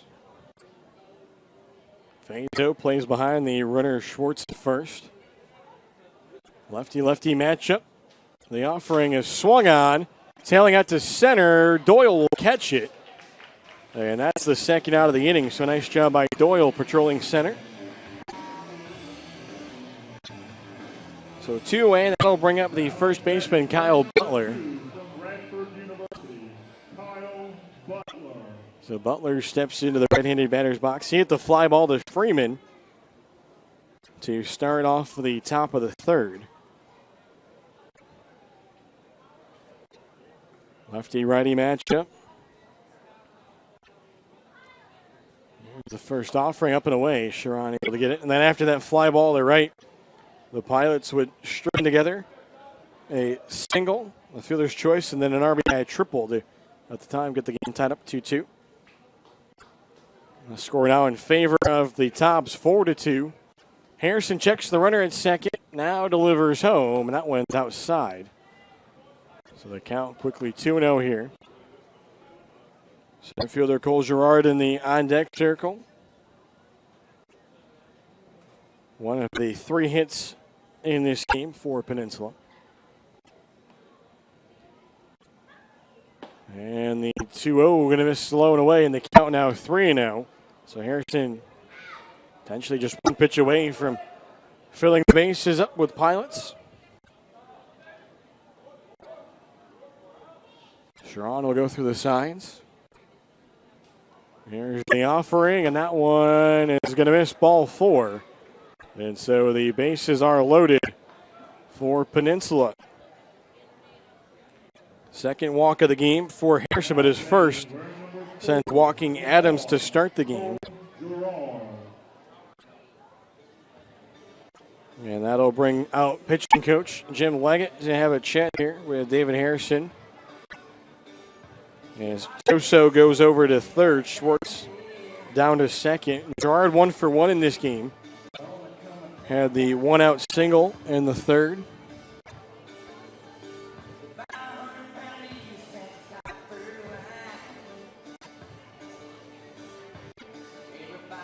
The Tobs 4 runs, 7 hits, an error, and this one 2 runs, 3 hits, no errors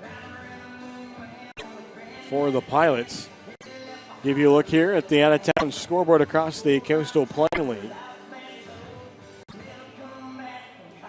There's one final from earlier. Game number 1 of a doubleheader. Macon picking up a 2-0 win against Lexington County. Also a final, Edenton comes back to defeat Morehead City 3-2 after that game was tied late.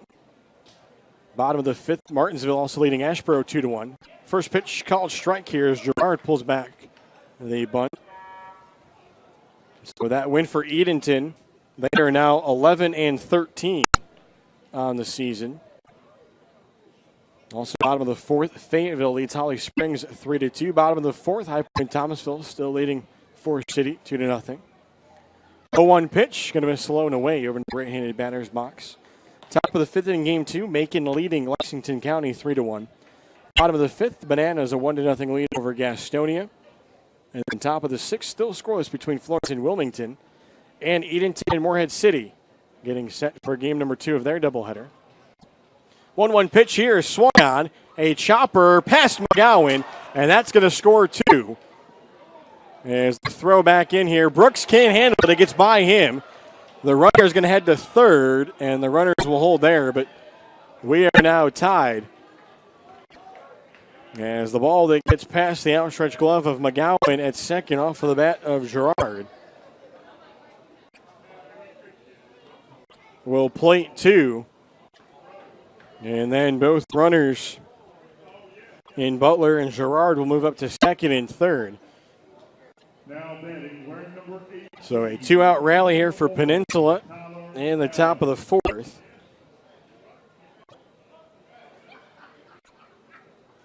So Gerard has himself a 2-for-2 game. And now the batter is going to be Tyler Adams. They'll check to see if he offered at it, and he did after the appeal there from Sharon. So the count will be 0-1. 2 away here. Back even 4-4 in the top of the fourth. As Toso and Schwartz score on the play. This one a chopper to Nestor. His throw is not handled by Fazo, and that's going to score two. And heading down to second will be Adams. And so another error will keep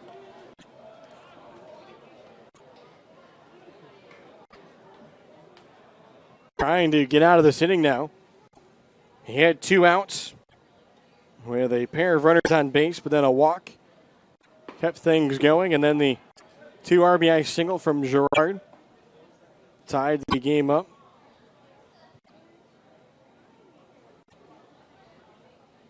And then a couple of errors from the Tobs have allowed the Pilots to take a 6-4 lead. Pitch here will be a called strike to Embry.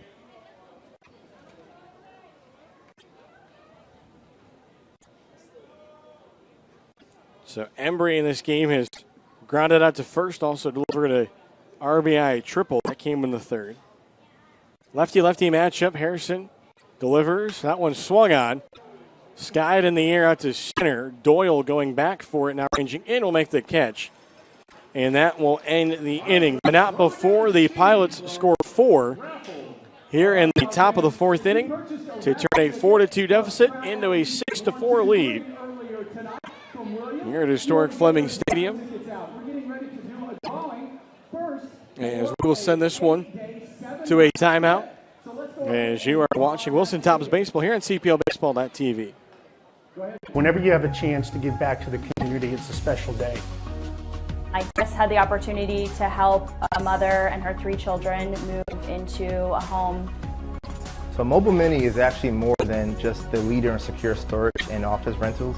We are a community player. Giving back is one of Mobile Mini's core values. It's something that's ingrained in us. I take pride in knowing that my efforts in the community is helping to make someone's life better. From our family to yours, we promise the best quality in our Scott Farm sweet potato products.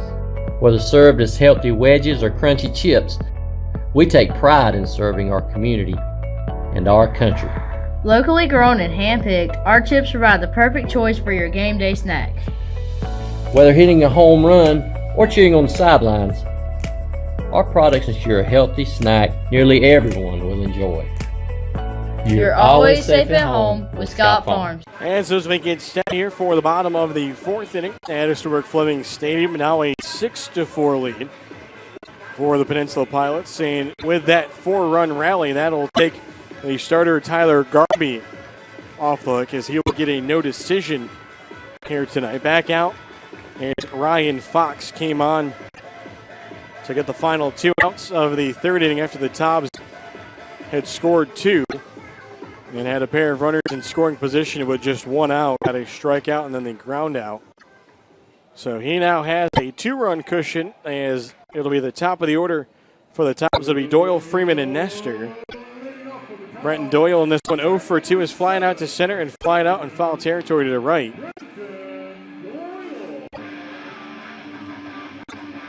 Tobs have started each of the last 2 innings off with a leadoff hit. Brenton Doyle going to see if he can keep that string going.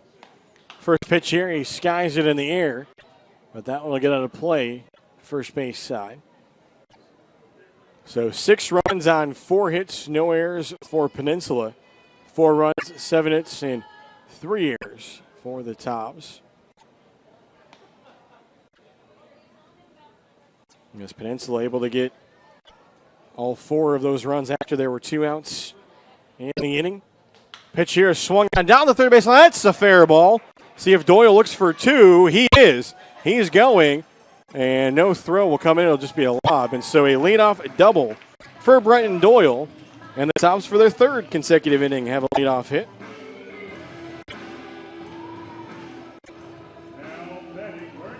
Fourth double of the game for the Tobs as a team. And for Doyle on the season, that'll be his 5th double. So he now has 10 extra base hits this season. So go along with his 2 triples and his 3 home runs. Carson Freeman will step up. 1 for 2 in the game. Fouls off the first pitch that he sees from Ryan Fox. There is action in both bullpens. There's Cody Smith down tossing for the Tobs down the left field line. Fox will look at the signs from his catcher, Embry. He'll take a quick look back to the second. The pitch here is going to miss inside. No call there from the home plate umpire. So these 2 teams will see each other tomorrow night. 7:05 p.m. first pitch from historic War Memorial Stadium in Hampton, Virginia. This one swung on down the left field line. Could be playable. Giving a look. Toso, can he make the play? He can't. But he definitely gave it a good effort. So that'll be strike number 2. Freeman singled back in the first, came around to score, and then struck out swinging to end the second.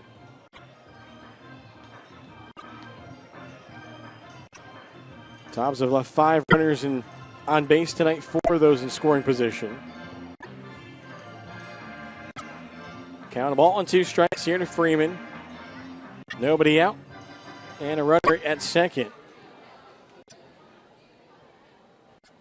Fox sets out of the mound and delivers. That one low and outside. Freeman started to lean for it, but he's able to hold up. So the only inning in this game we've not seen any type of scoring was in the second, as both teams went scoreless. Pitch here swung on. That's going to be a single in the left, and they're going to have to hold Doyle at third. As quickly getting it back in was Krizan. But a single there for Carson Freeman, his 2nd hit of the game, 9th hit of the game for the Tobs. And they've got him on the corners with nobody out for Jacob Nestor. Nestor has been on base twice tonight, has walked and singled both times he has scored a run. See if he can drive in his first run of the night. As Fox will take a quick look over to the Peninsula dugout before getting ready. Now he steps up onto the pitching rubber. Peek over his left shoulder at the runner at first. The offering is going to be in there for a called strike on the outer half.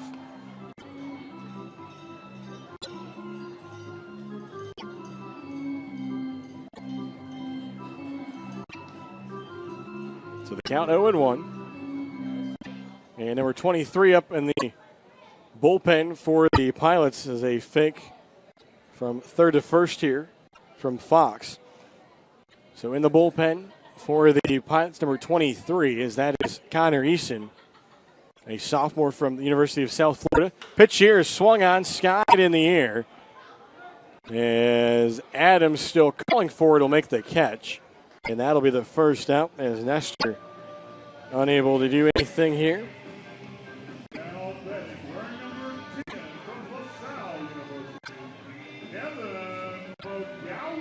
So that'll bring up Kevin McGowan, who will step into the left-handed batter's box. McGowan 1 for 1 in this game. 2 RBI double back in the first, walked and scored in the third. And that came on the RBI single from Fazo. Tobs trail now 6-4. Pitch is going to be a called strike. Over on the outer half of the plate towards the right-handed batter's box. Tobs got the leadoff double from Doyle.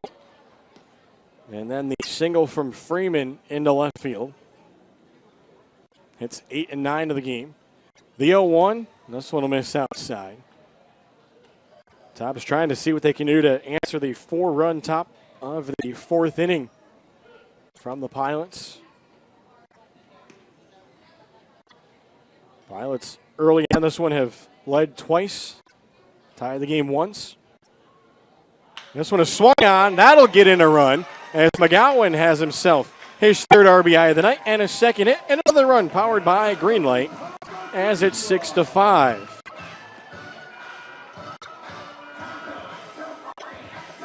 So a nice night here for the Tobs.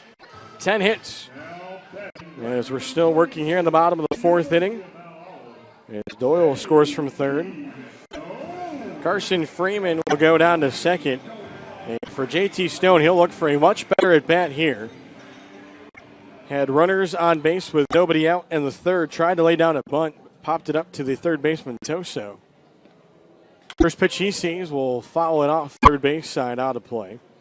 Stone was hit by a pitch and strained it at third back in the first. Trying to get on base for the second time tonight. So the Tobs now down by a run, 6-5. Freeman leads off second. McGowan off first. Here's the pitch, a chopper into the glove. He's going to throw to second. They say the out was recorded and the out at first. And an inning-ending double play for the Pilots. As the pitcher, Fox, tosses to his shortstop, Strunson, and he throws over to first. And so the Tobs looked like they were going to rally there in the bottom of the fourth, come away with just a run. As they will trail 6-5 as we go to the fifth, as you're watching Wilson Tobs Baseball here on CPLBaseball.tv. Whenever you have a chance to give back to the community, it's a special day. I just had the opportunity to help a mother and her 3 children move into a home. So Mobile Mini is actually more than just the leader in secure storage and office rentals. We are a community player. Giving back is one of Mobile Mini's core values. It's something that's ingrained in us. I take pride in knowing that my efforts in the community is helping to make someone's life better. From our family to yours, we promise the best quality in our Scott Farm sweet potato products.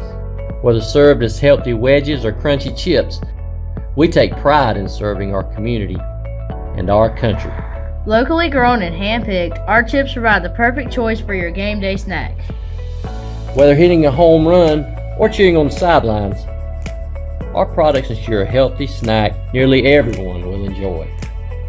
You're always safe at home with Scott Farms.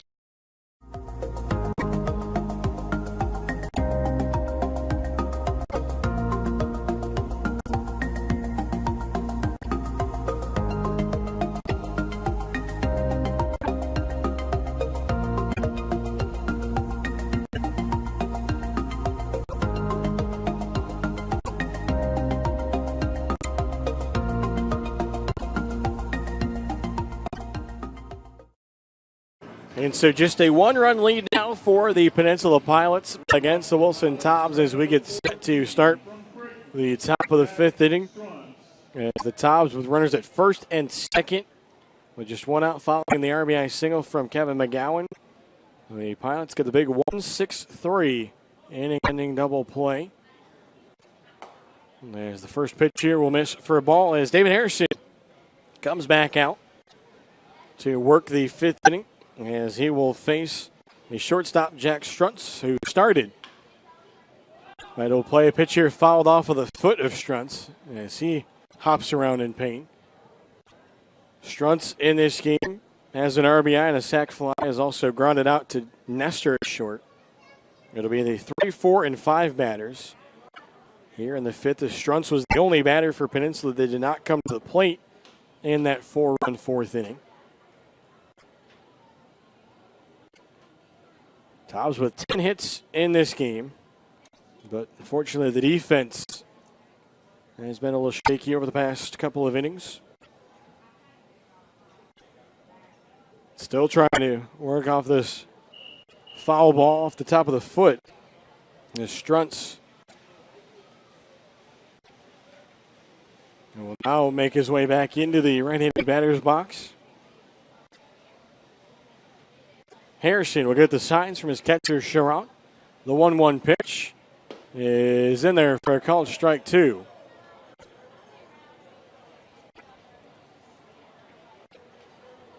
Looking around the Coastal Plain League. After the 1-2 pitch is a high chopper. Going to be a tough play for Nestor. And so safe at first will be Struntz. And so a leadoff single for Struntz. He'll get his first hit. And so Struntz will be on first. As that'll bring up Tucker Maxwell, the designated hitter. Maxwell 0 for 2 in this game is struck out swinging, flied out to right field. He'll step into the left-handed batter's box. Quick check of the run over here at first. Top of the 7th inning, the Red Wolves have taken a 2-0 lead against Wilmington. Underway between Edenton and Morehead City. As a strike called here to Maxwell. Top of the 6th inning, Savannah leads Gastonia 2-1. Bottom of the 5th, in game number 2, Macon and Lexington County now tied 3-3. Bottom of the 6th, High Point Thomasville on top of Forest City, 3-0. The pitch here, right in there for a called strike on the outer half. Bottom of the 5th, Fayetteville leads Ollie Springs 3-2. And then bottom of the 6th, Martinsville leading Ashboro 3-2. Another throw over to check the runner Struntz at first. And then finals from earlier, game number 1 of doubleheaders. Macon shutting out Lexington County 2-0, and Morehead City falling 3-2 against Edenton. Ball here hit out to center. Doyle has it lined up, will make the catch. As heading back to first will be Struntz. So 0 for 3 tonight for Tucker Maxwell. And that'll bring up Dominic Toso. Toso got things started for the Pilots in the 4th inning. He reached down the air by Nestor after the fly ball to right field from Maxwell. And eventually would come around to score one of 4 Pilots that would score in the inning. Harrison checks the runner over here at first, and the pitch home is taken for a called strike. So good job for Harrison to be able to come back out here in the 5th after the Tobs had cut the 2-run deficit down to 1, although we did see Cody Smith tossing down in the Wilson bullpen there in that bottom of the 4th inning. Pitch here is swung on, inside out swing, foul out of play. First base side. So interesting in the doubleheader between Morehead City and Edenton. Edenton was the home team in game number 1. Morehead City, home team in game number 2 of that doubleheader. So each team getting the chance to be the home team. 0-2 pitch coming here from Harrison. Runner is off. It's swung on and missed. The throw by Sharon is going to be past McGowan at second. So the Pilots have a runner at second as Toso strikes out. First time that he has struck out tonight. And Struntz goes down to second. Wearing number 1 from Old Dominion University, Matt Schwartz. So a stolen base for Struntz. As that'll bring up the right fielder, Matt Schwartz. 1 for 2 in this game. A single in the fourth is also grounded out to Nestor. Pitch from Harrison is going to miss off the outer half. Harrison a couple times tonight has tried to frame that outside part of the plate to the right-handed batters, but has not been able to get the call. Pitch here is fouled out of play, first base side. Nice pitch in on the hands there from David Harrison. 6 runs, 5 hits, no errors in this one for Peninsula. 5 runs, 10 hits, 3 errors for the Tobs. Sharon gives the signs here to his starter. Harrison delivers, and that one will miss away. And this one came out of the glove of Harrison. And out at second, the runner Strunz taking a couple steps off the bag. 2 away here in the top of the 5th inning. Harrison delivers. That one is skied in the air. Sharon's going to try to find it. And he's able to make the catch, holds on to it.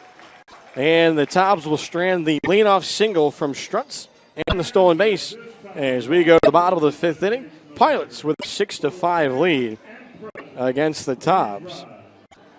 As the Tobs here in the bottom of the 5th will have their 6, 7, and 8 batters due up, as it'll be Fazo, Duffy, and Sharon.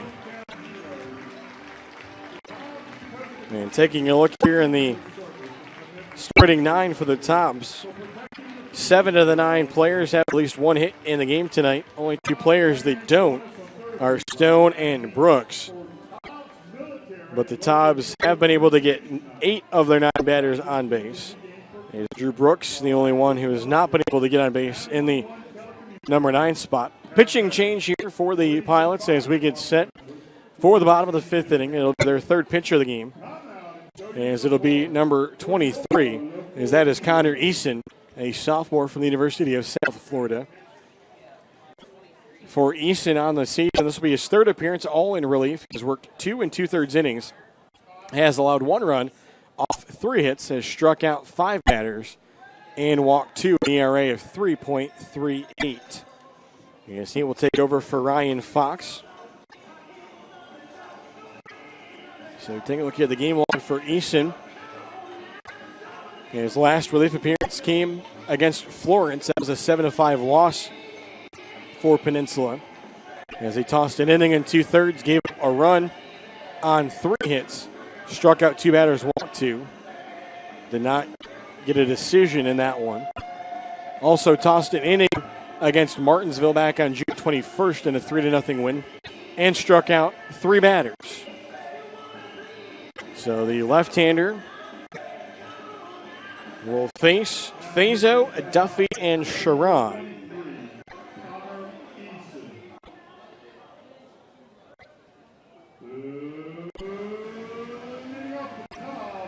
So Fazo will step in, 2 for 2 in this game with an RBI. Had a double in the first, a single in the third. As he will be the first with the honors against Eason. Swings at the first pitch. Hits this one out to right field, and that one will be caught. And Schwartz able to find it under the lights. 1 pitch, 1 out. Here to start the bottom of the 5th. So that'll bring up Jack Duffy. Duffy had the RBI double in the 3rd inning that gave at the time the Tobs the 4-2 lead. 1 for 2 in the game, has also struck out. That came against the starter, Tyler Garby. So a lefty-lefty matchup as this one breaks in there for a called strike. Duffy had the RBI double off of Garby as well. That chased him from the game and brought in Ryan Fox. A 1 pitch, going to be a called strike. So the count 0-2. Duffy wasn't happy with that call. Eason will get the signs from his catcher Embry. The offering is in there, called strike 3. And so that will be the 2nd out of the inning. And that'll bring up the catcher Jacob Sharon. So that is the 2nd looking strikeout against the Tobs tonight. And Sharon went down looking against Fox in the third inning. He's 1 for 2 in the game. Also single that came back in the second. As this one missed for a ball.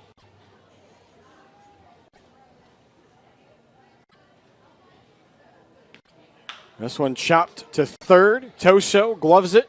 His throw up the line a little bit, but handled by his first baseman Butler. And it's a 1-2-3 fifth for Connor Easton as we'll head to the sixth here at historic Fleming Stadium. As we'll step aside, you're watching Wilson Tobs Baseball here on CPLBaseball.tv.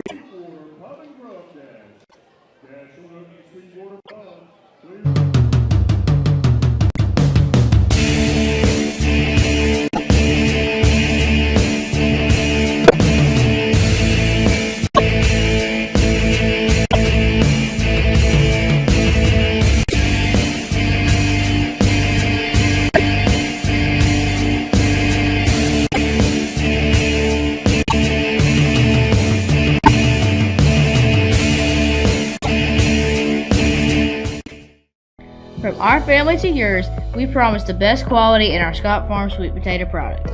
Whether served as healthy wedges or crunchy chips, we take pride in serving our community and our country. Locally grown and hand-picked, our chips provide the perfect choice for your game day snacks.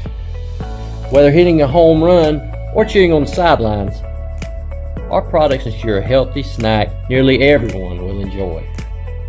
You're always safe at home with Scott Farms. And welcome back, ladies and gentlemen. Doug Page along with you here as the Tobs have made a call to the bullpen.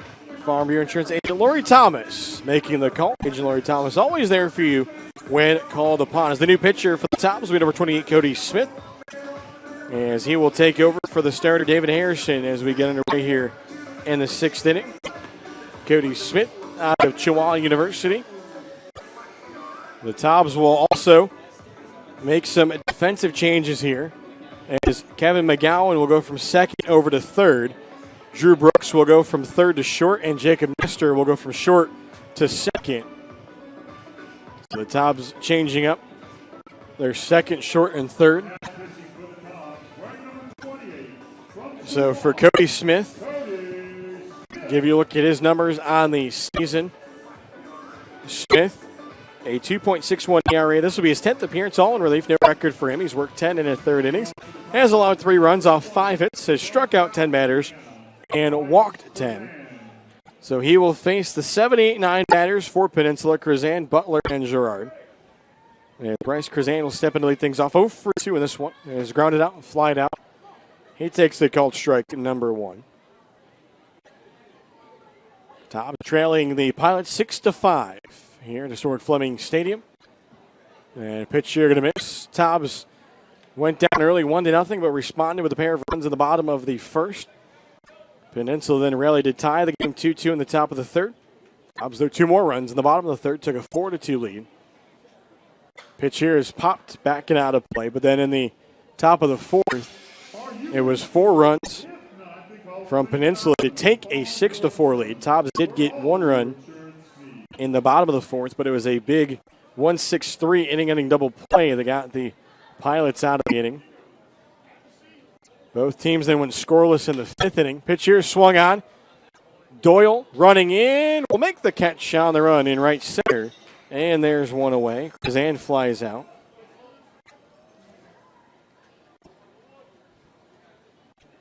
So that will bring up the first baseman, Kyle Butler.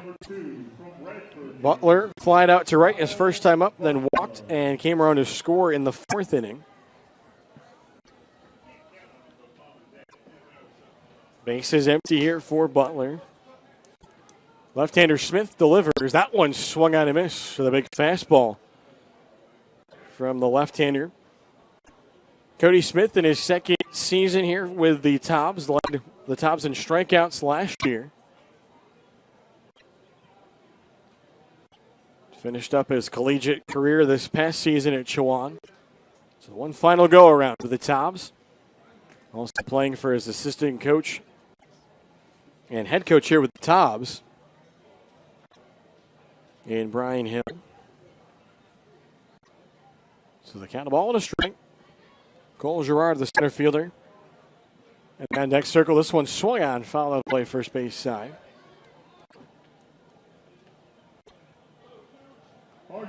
Butler had that walk in the fourth. And then came around to score on the error that was charged to Nestor with Adams at the plate. Smith sets, delivers. That one fouled off, just getting a piece of it was Butler. Trying to go with a fastball on the outer half of the plate.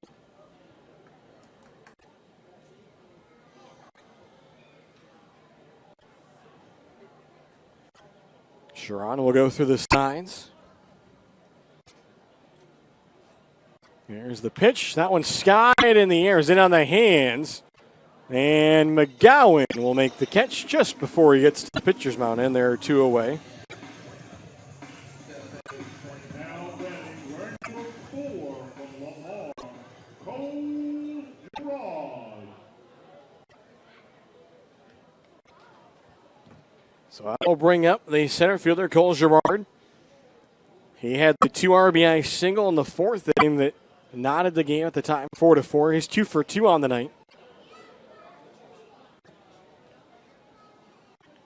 Smith, his first pitch, swung on, hit to second. Nestor will make the throw in time. And so that'll do it, a 1-2-3 inning for Cody Smith and the Tobs here in the top of the 6th. And we'll go to the bottom of the inning as the Tobs trail by 1 at 6-5. As we'll send this one to a timeout. You're watching Wilson Tobs Baseball here at CPLBaseball.tv.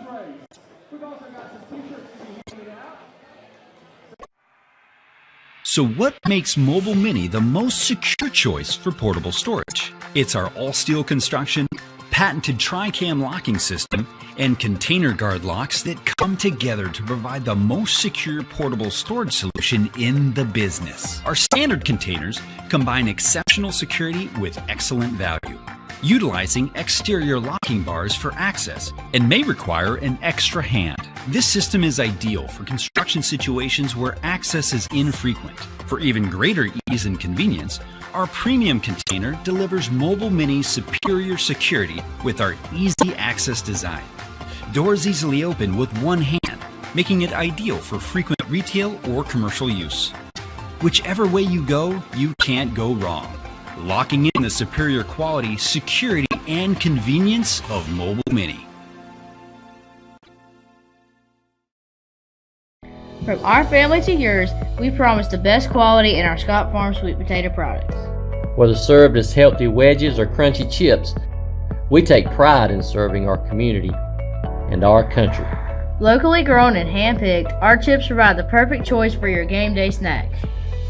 Whether hitting a home run or cheering on the sidelines, our products ensure a healthy snack nearly everyone will enjoy. You're always safe at home with Scott Farms. And welcome back, ladies and gentlemen. Doug Page along with you here as we get set for the bottom of the 6th inning, as the Tobs is trying to see if they can erase this 1-run deficit. Is leading things off, it'll be Drew Brooks. Tobs trail 6-5.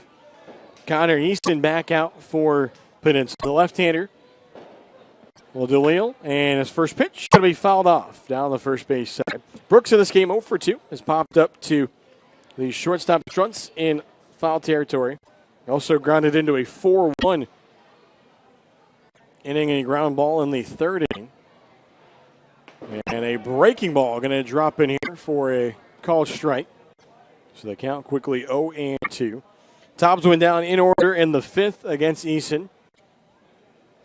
A fly ball, a ground out, and a strikeout. Here's the 0-2. And that one drops right in there for a called strike 3. And so Easton has his second strikeout. And that'll bring up the top of the order as Brenton Doyle will step in. Doyle, 1 for 3 on the night. Got things going for himself with a leadoff double in the 4th. First pitch here, he swings, chops it to Adams at second. Adams had a problem getting out of his glove, makes the toss over to Butler, and there are 2 away. But Doyle definitely not making it easy for Adams as it was a close play at the bag. So that will bring up the right fielder, Carson Freeman. Freeman has himself a 2 for 3 night with runs scored, a pair of singles. See if he can get something going here with 2 outs. First pitch from Eason. Will break in there, catch the outside part of the plate.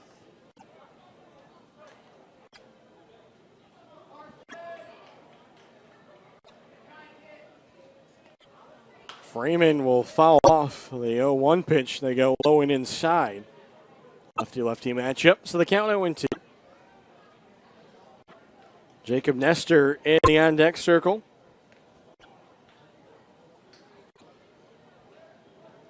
Catcher Embry goes to the sides. Here's the offering, and that one misses low and away. The fastball almost in the dirt.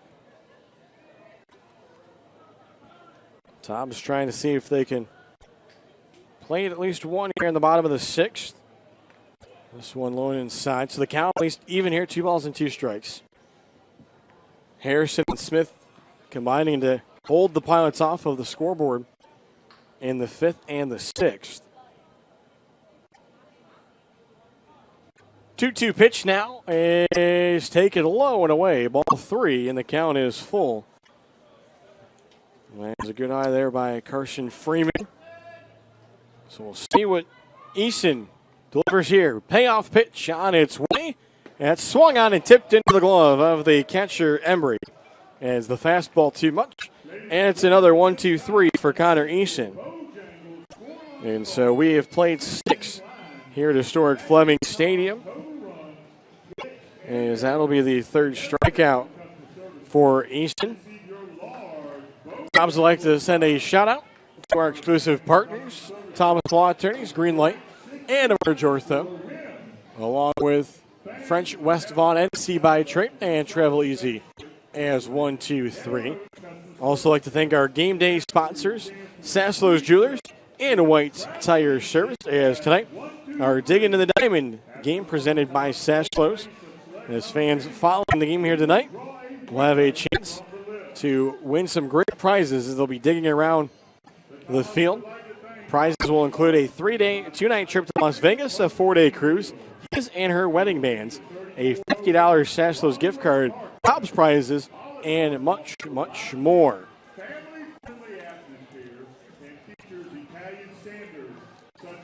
As back out here, Cody Smith to work for the Tobs. Tobs would like to send a special thank you out to all of our host families for their support of the Wilson Tobs this season. If you're interested in being a part of the team behind the team, be sure to contact the Tobs front office today. Yeah, stepping in to get things going here in the top of the 7th is the leadoff batter, Tyler Adams. The second baseman has been on base all 3 times tonight. He has walked, reached on a fielder's choice, and reached on an error, has twice scored. And he starts by showing bunt. This fastball will miss outside. So a lefty-righty matchup here with the catcher, John Embry, in the on-deck circle. He's a left-handed batter. And now the 1-0 going to miss up. Both times Adams has shown bunt. 6 runs, 5 hits, no errors in this one for Peninsula. 5 runs, 10 hits, 3 errors for the Tobs. The 2-0 pitch swung at and missed here by Adams. Does have a stolen base on the night as well. That came following his leadoff walk back in the 1st. 2-1 pitch is up and away, and the count now 3-1. Smith came on to work a 1-2-3. Top of the 6th inning, got Krazan, Butler, and Gerard. Try not to lose the batter here. The 3-1 swung on, hit out to right. Freeman tracking it over towards the line will make the catch. And there's one away, so a good pitch there and a 3-1 count.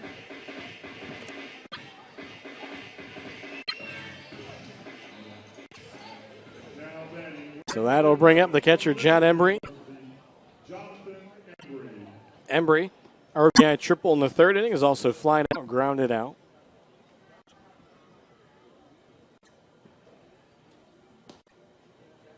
Here's the first pitch. That one goes low and away, misses for a ball.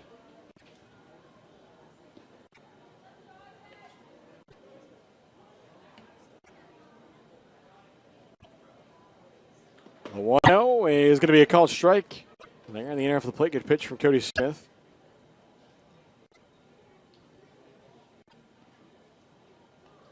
Sharon here goes for the signs. We'll try to target the outer half of the plate. The offering is swung on and missing, going down to a knee. There was Embry. Couldn't come up with anything.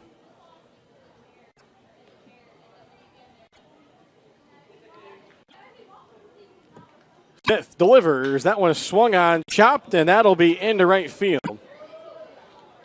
As that will be a one-out single for Embry, his second hit of the night.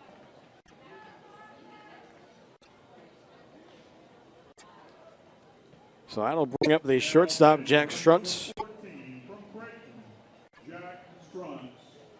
Struntz in this game is single, stole a base, grounded out, also an RBI. Right here with the runner on first. Tobs have yet to turn a double play in this one tonight. This one fouled back into the netting. Tucker Maxwell, the designated hitter, up into the on-deck circle.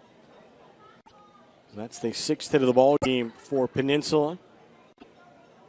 Their first hit since a leadoff single from Struts back in the 5th. Look over the runner at first. Smith delivers. That one swung on. That'll drop in front of Doyle, but the runner will stop at second. So back-to-back singles here with one out in the 7th. As moved to another runner in the scoring position.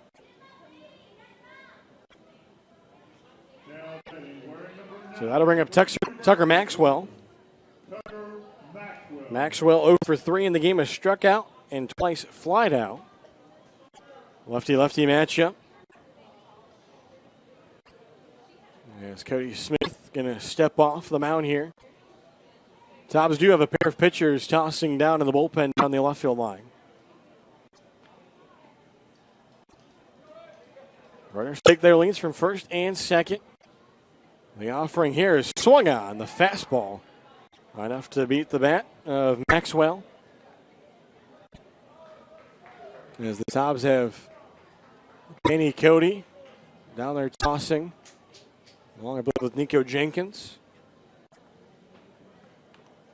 Smith looks back to second. Here's the offering, and that one's inside. Did it hit the batter, or was it a foul ball? We're going to wait here from the call from the home plate umpire. And I believe he's going to say it was a foul ball off of the bunt attempt, and I'm waiting for Hank Morgan to make his way out of the dugout. He's up at the top of the steps, but he'll step back down in. So the count will be 0-1 here. Let's go 0-2, as the count was 0-1. Runners lead out first and second. As it was Emery and Struntz with the singles. The pitch here is fouled back. That one went over top of Sharon. Good swing there by Tucker Maxwell. So the 2 singles here in the 7th. Pilots have 7 hits as a team in the game. Tobs have been able to keep them off the scoreboard into the last 2 innings. 0-2 pitch again is in there, called strike 3. Edward Jones, Chris Collins strikeout, the first of the looking variety tonight. And there are 2 away. So that will bring up the third baseman, Dominic Toso. So Toso is grounded out, struck out, reached on an error, and scored. And he swings here and misses at the fastball.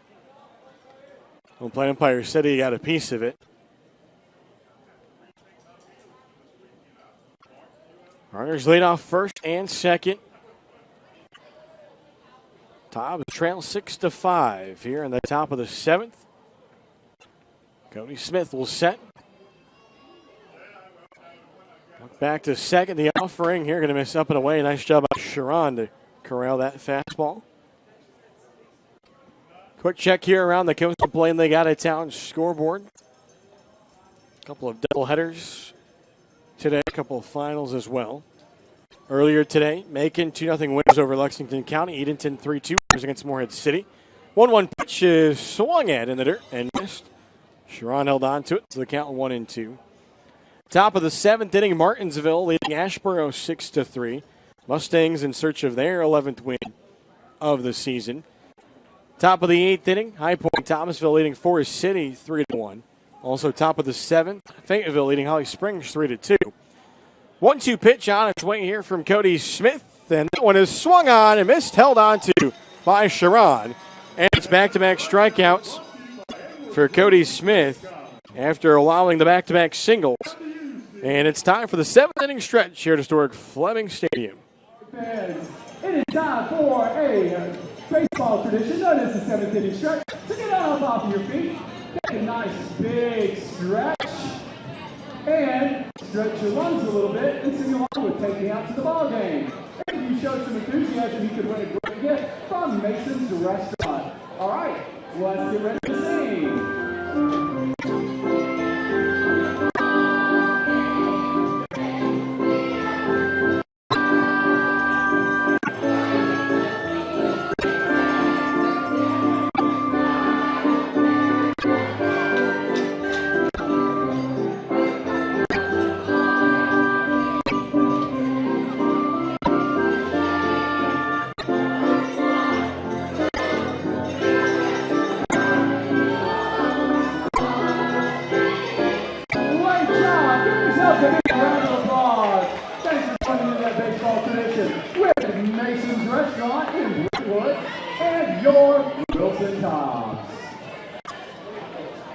From our family to yours, we promise the best quality in our Scott Farm sweet potato products.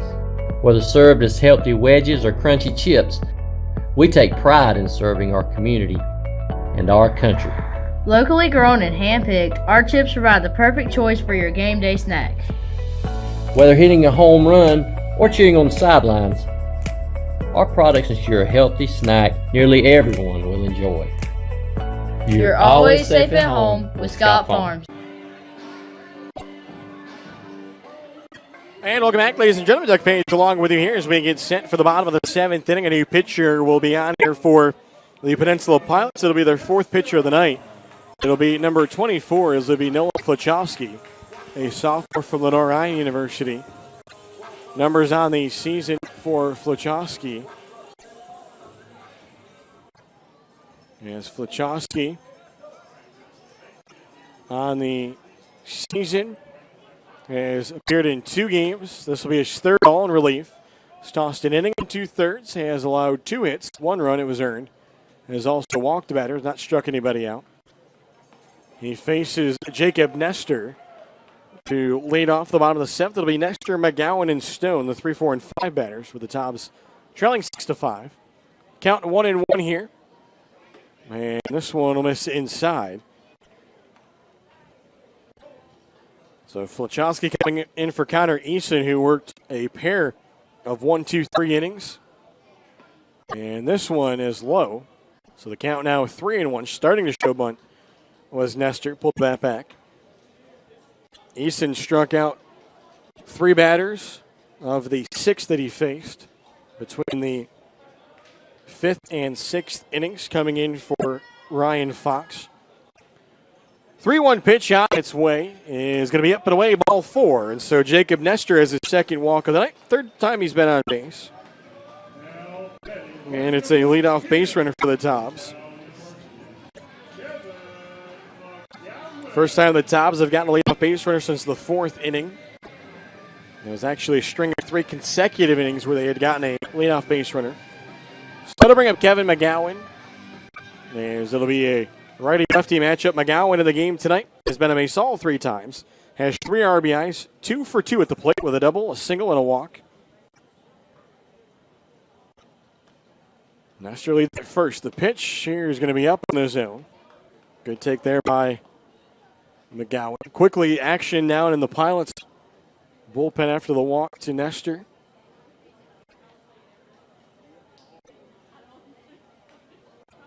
And McGowan watches the 1-0 miss up and away.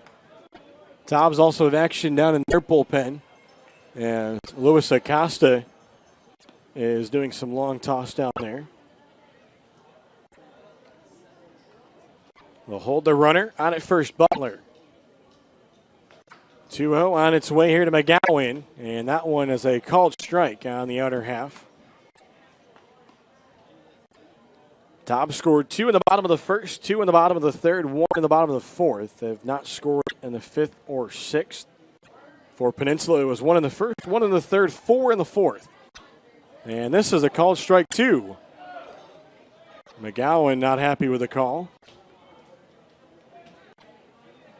So the count even out here, 2 balls and 2 strikes. Lachowski will look over his shoulder at the runner. Here's the pitch, and that one is a high chopper. The second baseman going to flip to get the lead runner. The throw not in time to get McGowan. But the Pilots did get the lead runner, Nestor, at second. 4-6.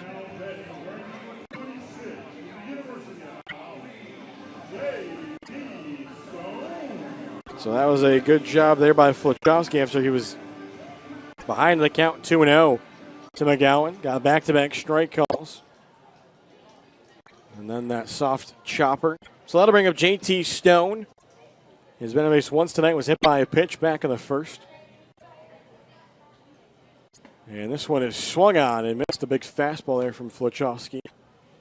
Stone's also popped up to Toso in foul territory on a bunt and then grounded into a 1-6-3 double play. Tobs have McGowan at first after the fielder's choice.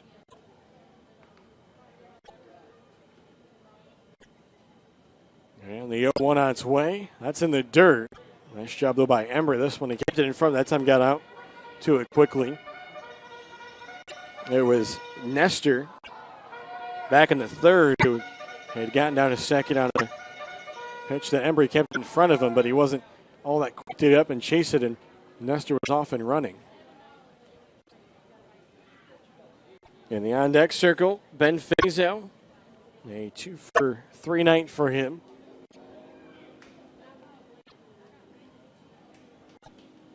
Pitch here is going to miss for a ball to J.T. Stone.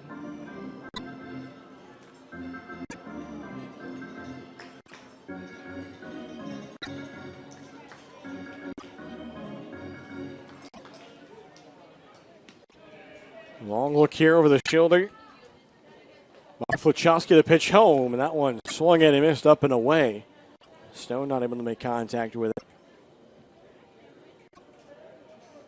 Going to the top of the 8th inning between High Point Thomasville and Forest City. High Toms with a 3-1 lead.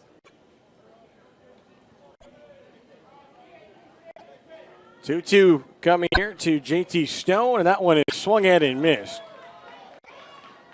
For the second out of the inning. First strikeout for Flachowski.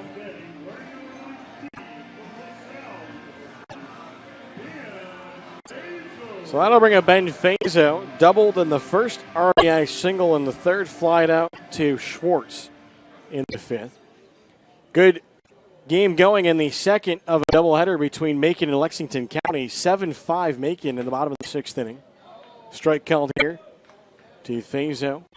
Top of the 9th inning, Florence trying to add to their 2-0 lead on the road against Wilmington. No score in the top of the third, game number 2 of a doubleheader between Edenton and Morehead City. 0-1 pitch is in the dirt. Runner goes back to the count. Well, even up. Top of the 7th, Bananas leading Gastonia 2-1. Also top of the 7th, Martinsville still leading Asheboro 6-3. Edenton winning game 1 of their doubleheader against Morehead City 3-2.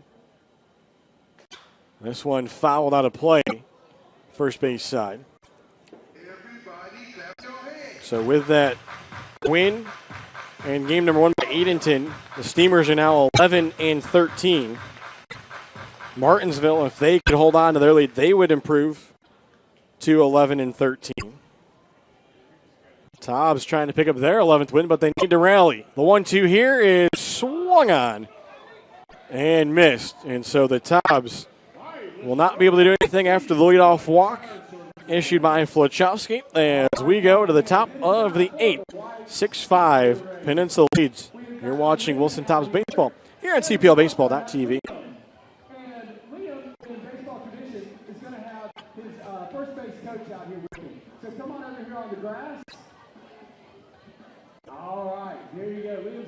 Whenever you have a chance to give back to the community, it's a special day.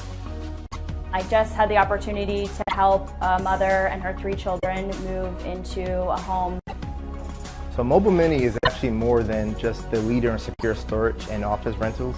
We are a community player. Giving back is one of Mobile Mini's core values. It's something that's ingrained in us. I take pride in knowing that my efforts in the community is helping to make someone's life better.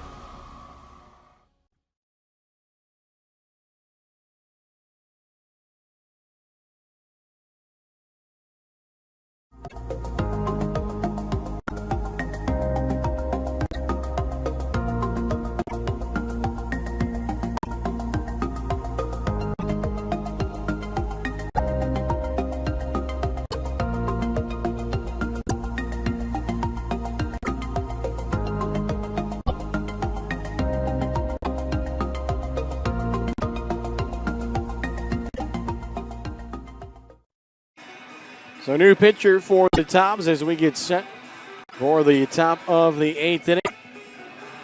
As it'll be another Farm Bureau Insurance agent, Lori Thomas, call the bullpen. Agent Lori Thomas, always there for you when called upon. It'll be number 23, Danny Cody out of Baldwin Wallace.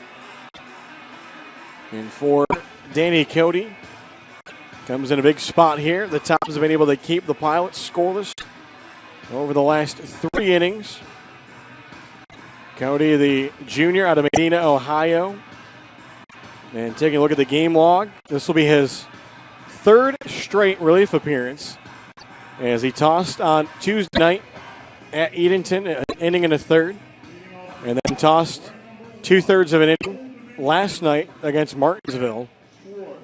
Allowed a run on 3 hits as he struck out 2 batters. So he will get the relief appearance here, as it will be his 11th of the summer, a 1-0 record. 20 strikeouts compared to 4 walks. Starts this at bat 0-1 here to Matt Schwartz, the right fielder. It'll be Schwartz, Krizan, and Butler after Cody Smith was able to get Maxwell and Toso to strike out after giving a back-to-back singles. And drops this one in nicely. Got Schwartz to kind of buckle the knees a little bit. Schwartz in the game has a single, run scored, has also popped up to Schron in foul territory and grounded out to short. Cody quickly delivers the 0-2, and that one is foul. Going up in the zone with Schwartz. Krizan in the on-deck circle. Danny Cody, the 3rd pitcher of the night for the Tobs after David Harrison started. He went the first 5, then Cody Smith came on, tossed the 6th and the 7th. 0-2 pitch again is going to miss on the outer half. Cody thought he had a called 3rd strike.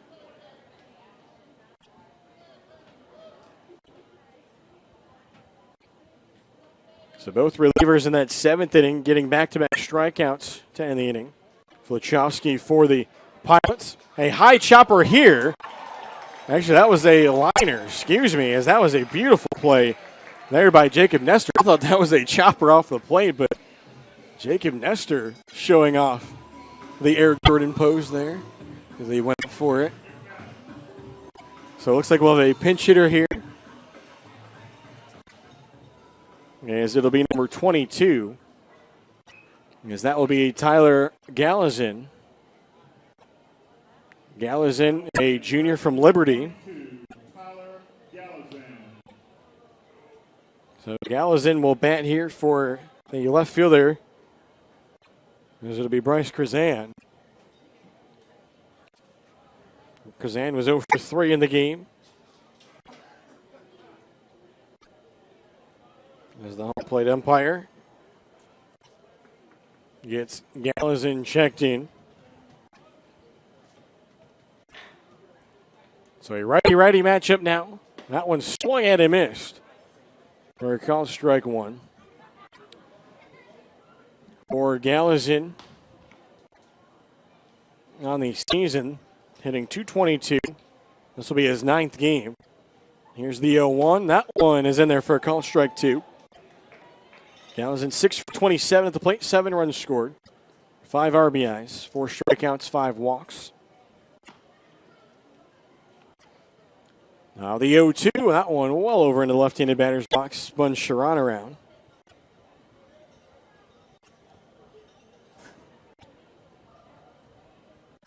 With Kyle Butler in the on-deck circle. The 1-2 from Cody, going to miss just off the outer half. Sharon trying to frame it. One away here in the top of the 8th inning. The 2-2 pitch is fouled back right into the netting. Keep the bat alive. 6 runs, 7 hits, no errors in this one for Peninsula. 5 runs, 10 hits, 3 errors for the Tobs. The big difference right now, that 4-run top of the 4th for Peninsula. 2-2 on its way, and that one is by the catcher, Sharon. So the count now full. Here 3-2 is Danny Cody trying to put a little bit too much on the fastball there. Trying to pick up his 21st strikeout of the season.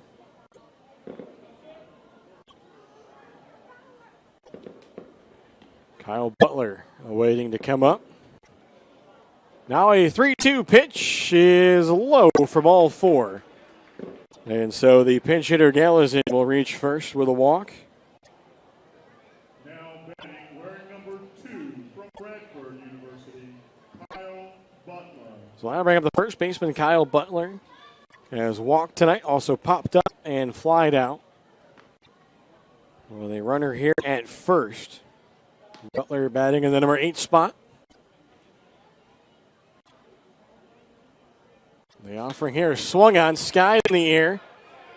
Sharon giving it a look, trying to track it, and makes the catch. And now checks the runner as there's nobody covering first, but Sharon will run it back out to Cody. So there are 2 away. Second pop fly in foul territory that Sharon has corralled tonight.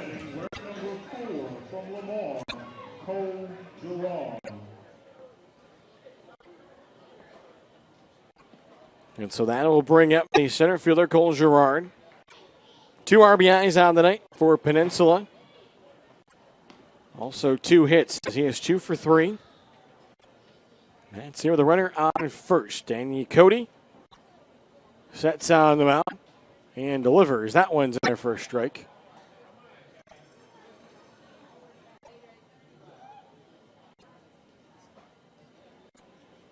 So the count 0-1. Girard a single back in the 3rd and then the single in the 4th. That tied the game at the time 4-4. Runner is going. The pitch is up and away. The throw. Can Drew Brooks apply the tag? He can't. It was a nice play, though, by Brooks to range up and get that one. As the pitch was a ball to plate. So the count will be even up 1-1. Stolen base for Galazin. That'll be his 4th as he's 4 for 4 on the season. Puts a runner in a scoring position. Pilot's going to see if they can get that runner in. 1-1 here from Cody. It is swung on, tipped into the glove of Sharon. Danny Cody ahead in the count here. 2 away. Is taking his time to step back in as Girard. Sharon will go through the signs. Going to set up here on the inner half. The pitch is taken low inside. Sharon started his swing, held up. So a 6-5 lead for Peninsula as we work here in the top of the 8th inning. Tobs in the bottom of the frame will have their 7, 8, 9 batters due up. Galazin leads off second. Here's the 2-2 from Cody, and that one is swung on. And that one is going to fall in front of Freeman. They're going to send their runner around. And so another single from Cole Girard, his 3rd hit of the night, his 3rd RBI of the game. And that gives Peninsula a 7-5 lead. So the 1-out walk and the stolen base help to produce a run for the Pilots. And sometimes they say it's not the hardest at baseballs that produce the runs. It's just the ones they are able to drop in, and that was the case there for Cole Girard. Top of the order now, Tyler Adams will step up. Adams looking for his first hit on the night as he's been on base 3 times. He's also flied out to right. Runner is going. The pitch here is a strike, and then as Sharon tried to get out of his glove, he couldn't. So a stolen base for Girard. So for Cole Girard, in the stolen base category, that'll be his 6th. Here's the 0-1. That one swung on, fouled out of plate. First base side by Adams. So after the Pilots couldn't score the 5th, 6th, or 7th, they get 1 here in the 8th, looking to add more, though. Despite there being 2 outs. They were able to score all 4 runs in the 4th after 2 outs. Danny Cody, the long look into his catcher, Jacob Sharon. Here's the 0-2. Runner goes for third, and the pitch is up for a ball. Taking third will be Cole Girard. So he has moved over from first himself.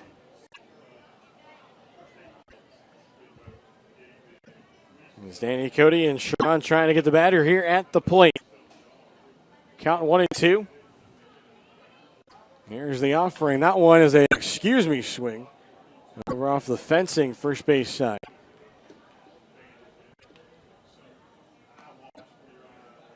Keep the count of the ball and 2 strikes.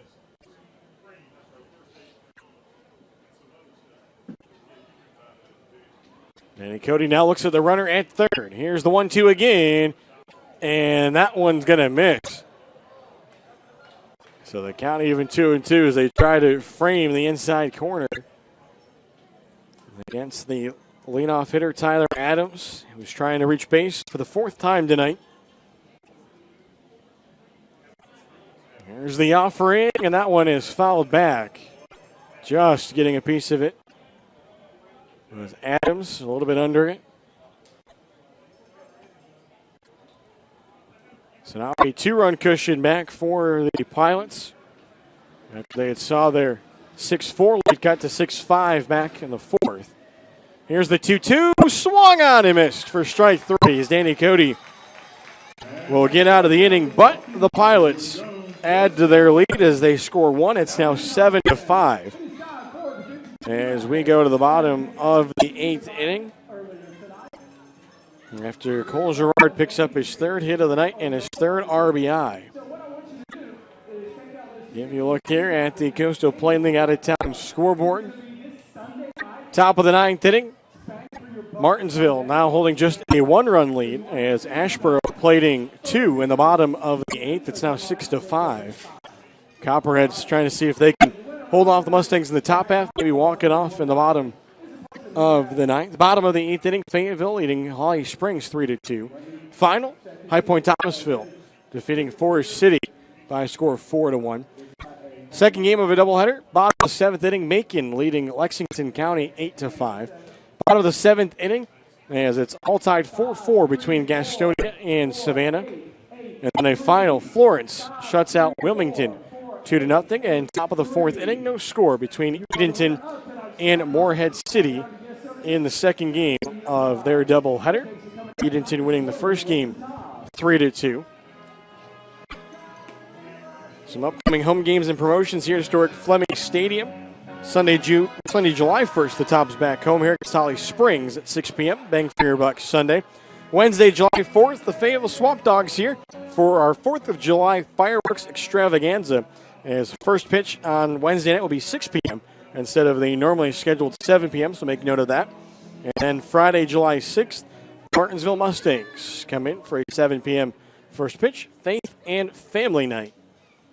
Here at historic Fleming Stadium. Tobs on the road tomorrow night at Peninsula.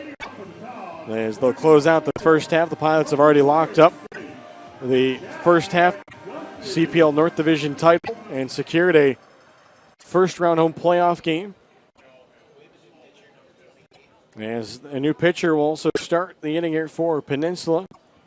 As it'll be number 28, as that's Lance Johnson. First pitch is going to be chopped up the middle, struts the throw. Is going to be in time to get Jack Duffy. So Lance Johnson, the sophomore from Troy, Needs just one pitch to get one out here to start the bottom of the 8th inning. As he gets Duffy to ground out. So that'll bring up Jacob Sharon. As on the season for Johnson, this will be his 3rd relief appearance of the summer. He's tossed 2 innings, now 2 1/3. 4 runs off 5 hits, no strikeouts, no walks. As he is going to miss the zone here. So the count, a ball and a strike. Ready matchup. As the batter, Sharon, 1 for 3 on the night. And this one giving a ride out to left field, going back for the left fielder, Krazan at the wall, off the scoreboard, goodbye. Home run for Jacob Sharon, his 2nd of the year. And it's now 7-6. Here with 1 out in the bottom of the 8th inning is that home run. Brought to you by Beth Helms with Our Town Properties and a run powered by Greenlight. So Sharon is 2nd of the season. Gets his 2nd hit of the game as he was all over that pitch from Lance Johnson. So now the Tobs really looking to that run produced by Girard in the top of the 8th. As the pitch here swung on by Brooks, pops it out to the shortstop, and that'll be in time for the 2nd out. So quickly now 2 outs here for the Tobs after the solo shot from Sharon. As that'll be top of the order. Now Brenton Doyle will step up. Wearing number 7 from Shepherd University, Brenton Doyle.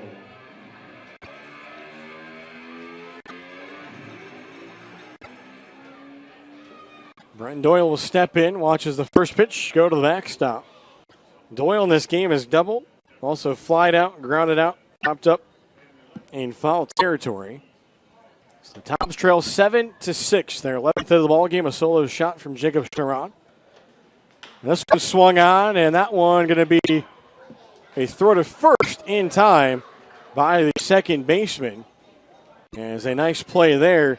And despite the solo shot from Jacob Sharon, we will quickly head to the top of the 9th inning. A 7-6 lead for the Peninsula Pilots, as we'll send this one to a timeout as you're watching Wilson Tobs Baseball here on CPLBaseball.tv. So what makes Mobile Mini the most secure choice for portable storage? It's our all-steel construction, patented tri-cam locking system, and container guard locks that come together to provide the most secure portable storage solution in the business. Our standard containers combine exceptional security with excellent value, utilizing exterior locking bars for access and may require an extra hand. This system is ideal for construction situations where access is infrequent. For even greater ease and convenience, our premium container delivers Mobile Mini's superior security with our easy access design. Doors easily open with one hand, making it ideal for frequent retail or commercial use. Whichever way you go, you can't go wrong. Locking in the superior quality, security, and convenience of Mobile Mini. From our family to yours, we promise the best quality in our Scott Farm sweet potato products. Whether served as healthy wedges or crunchy chips, we take pride in serving our community and our country. Locally grown and hand-picked, our chips provide the perfect choice for your game day snack. Whether hitting a home run or cheering on the sidelines, our products ensure a healthy snack nearly everyone will enjoy. You're always safe at home with Scott Farms. And welcome back, ladies and gentlemen. Doug Page along with you here as we get set for the top of the 9th inning. Not a same situation, but we'll see Luis Acosta as he will be the 4th pitcher of the night. For Wilson, he will face the 2, 3, and 4 batters, Embry, Strunson, Maxwell. First pitch is going to be a called strike, and Acosta will be one of 4 Wilson Tobs players to appear in the 2018 CPL All-Star Show in Lexington County. Is a strike 2 called here, and hopping out of the batter's box was Embry. Embry on the night has a pair of hits, also an RBI. Flied out and grounded out. Tobs trail 7-6. Here's the 0-2, and that one is swung on and missed for strike 3.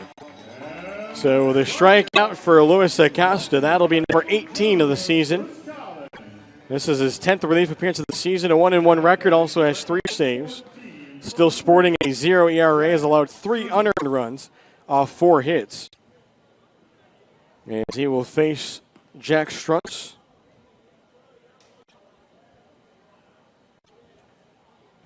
Righty-righty matchup. The pitch will miss just below the knees for a ball. So the Tobs had trailed in this game, 6-5 going in to the top of the 8th, but the Pilots were able to play a run, and that so far here has proved to be a big run. As the solo shot from Sharon in the bottom of the 8th could have potentially tied the game 6-6, but instead it has pulled the Tobs again within a run. It's 7-6. The 2-0 pitch here is fouled back just over top of the grandstand. Good pitch there from Acosta. For Struntz, he has singled in each of his last 2 at-bats. Started his night with a sacrifice fly and then a ground out to short. 2-1 pitch is going to miss inside. The count now 3-1.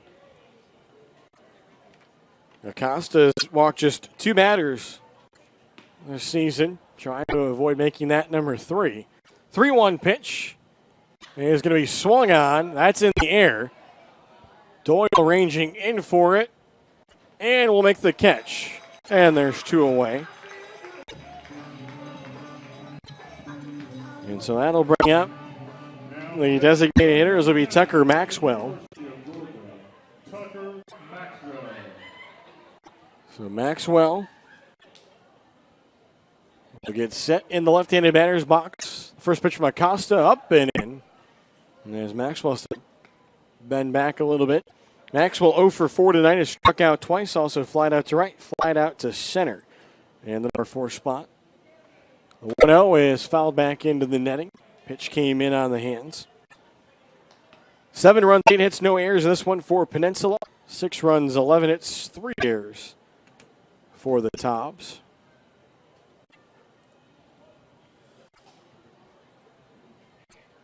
Costa delivers in there for a called strike 2.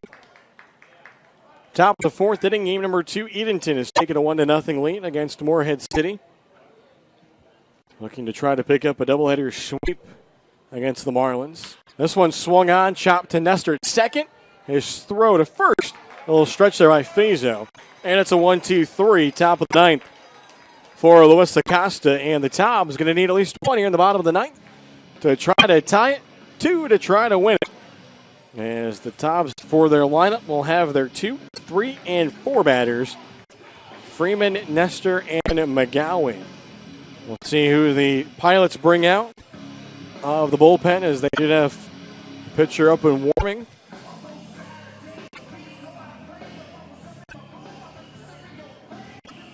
As the catcher, Embry, making his way out to the mound.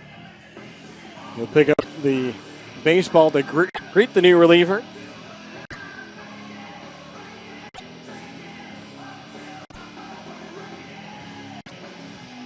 As by taking a look here at the player coming out, this might be Ethan Elliott. We'll have to wait to get a number. Actually, check that. It'll be number 39. Is taking a look here at the roster. That'll be Ryan Devine, a freshman out of St. Joseph's University. So it'll be Devine, the freshman from St. Joseph's. And for Devine, taking a look here at the pitching numbers. He has appeared in 6 games now. He has made 2 starts this year for the Pilots. He does have a 2-0 record. So looking for his first save of the season. 14 in the 3rd innings. has allowed 4 runs off 8 hits, has walked 4 batters, struck out 4, has given up 2 home runs, a 2.51 ERA. He will face Freeman, Nestor, and McGowan. Tobs trailing 7-6. Trying to pick up their 11th win. And hand Peninsula just their 9th loss of the season. So Freeman will step into the left-handed batter's box. He is 2 for 4 tonight. A pair of singles and a pair of strikeouts. Swings at the first pitch. Chops it to second. Can the throw be made? First baseman, they say, was off the bag. Tobs are going to start the inning with a base runner as Freeman will be safe.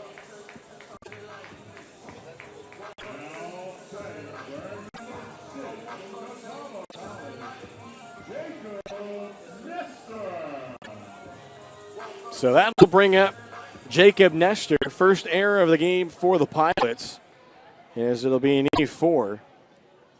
So Nestor will step in. He's been on base 3 times tonight. Twice has walked and also singled. Scored 2 runs. They'll throw over. Check out the runner Freeman. As no tag was applied. Nestor walked in the first, singled in the third, walked in the 7th. It also popped up to second. As having to head back to first here. There's going to be Freeman. Nestor couldn't get that one fair. As the home plate umpire there was right on top of it. So the count will be 0-1. Freeman leads at first. Here's the pitch, and the bunt again fouled off by Nestor, with Freeman breaking for second. With Ryan Devine, the pitcher, with the 6th pitcher of the night.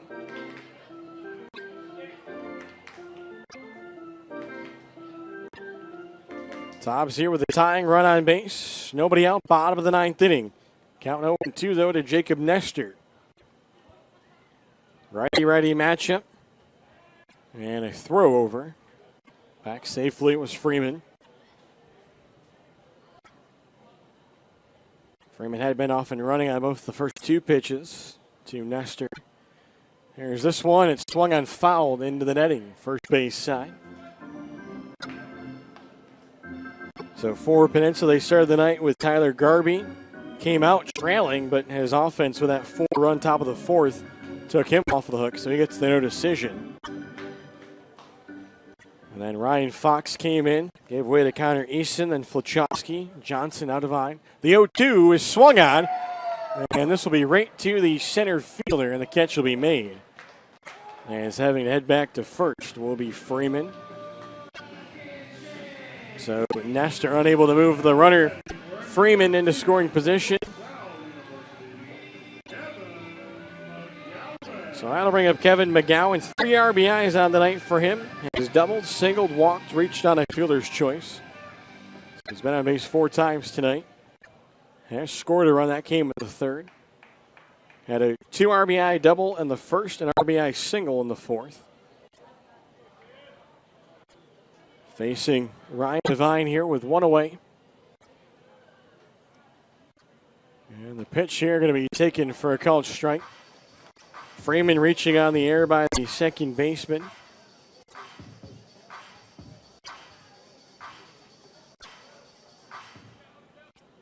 Embry will go through the signs. The pitch, that one is swung at and missed.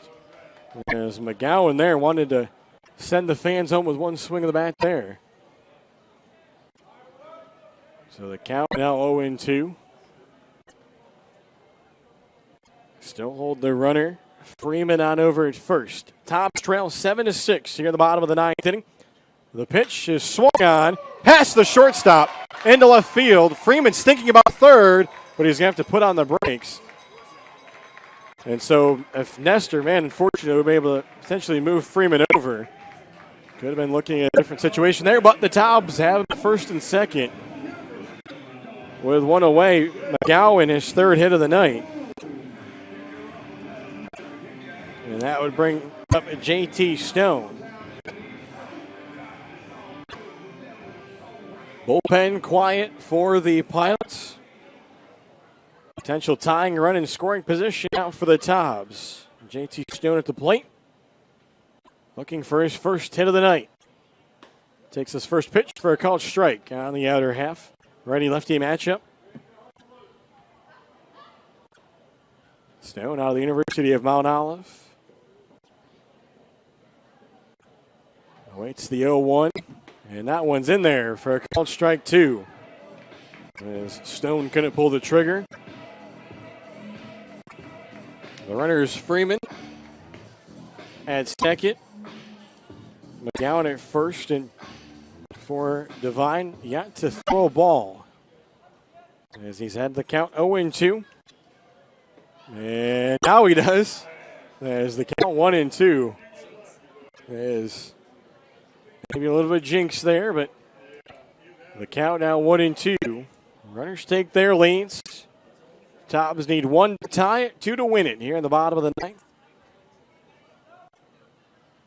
And the 1-2 is low and away, and the count now 2-2. As Stone is taken back-to-back outside after being behind 0-2. So in the on-deck circle, Ben Fazo.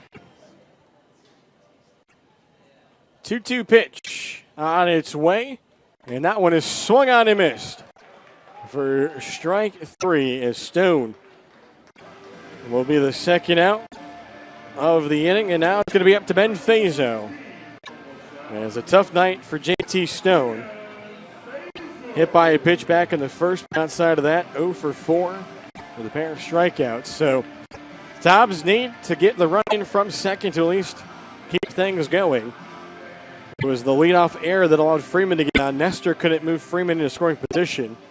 McGowan had a single through the left side into left field after the fly ball from Nestor. Now Fazo steps up. 2 for 4 on the night with an RBI. Had an RBI single in the third, is also double. Flied out, struck out. Ready matchup. Devine sets, and that one is going to be a called strike. On the inner half of the plate. 2 away here in the bottom of the ninth inning.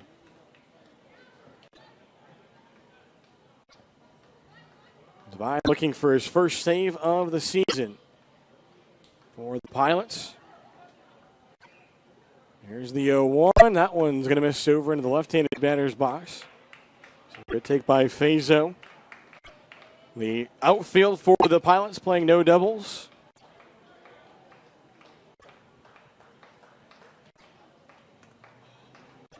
Embry will give the signs. Here's the 1-1. And that one is taken outside. Fazo started, but held off. So now he's ahead in the count. With how deep they're playing the outfield, just a little blooper here. The 2-1. And that's taken outside, and the count is now 3-1. And the Peninsula dugout on the first base side wanted that call. So the count here is 3 balls, 1 strike, 2 outs, bottom of the ninth inning. Tobs trail by 1. Runners on first and second. Fazo awaits the pitch. It's swung on. A chopper to short. He goes the short route, and that will do it as the force out will end the game. So Fazo got a pitch on the 3-1, but is unable to get it through, and the Tobs will leave a pair of runners on base here in the bottom of the ninth. So they drop the count to 7-6. As the Tobs will fall to 10-13. And with that, will officially fall out of second place in the CPL North Division. As Edenton winning their first game, picking up their 11th win, barring what they do in their second game, currently up 1-0. As that game's in the top of the 5th, and then Martinsville picks up a 7-5 win, so Martinsville improves to 11-13. So the Tobs fall to 10-13 on the season. For Peninsula, they improved to 16-8. As that'll do it for us here tonight, as we'll get to the pitching decisions. Tobs back in action tomorrow night on the road, as the Tobs will be at Peninsula, historic War Memorial Stadium.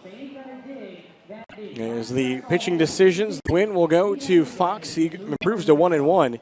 Harrison, the starter, he will take the loss, falls to 0-2, and then Devine picks up his first save of the season.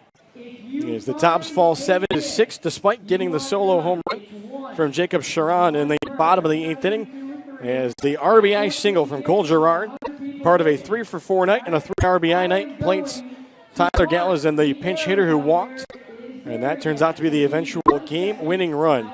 So that'll do it for us here tonight. We thank you for tuning in. For Doug Page and everybody along here with the Wilson Tobs, we hope you enjoyed our broadcast. So long, and have a great night.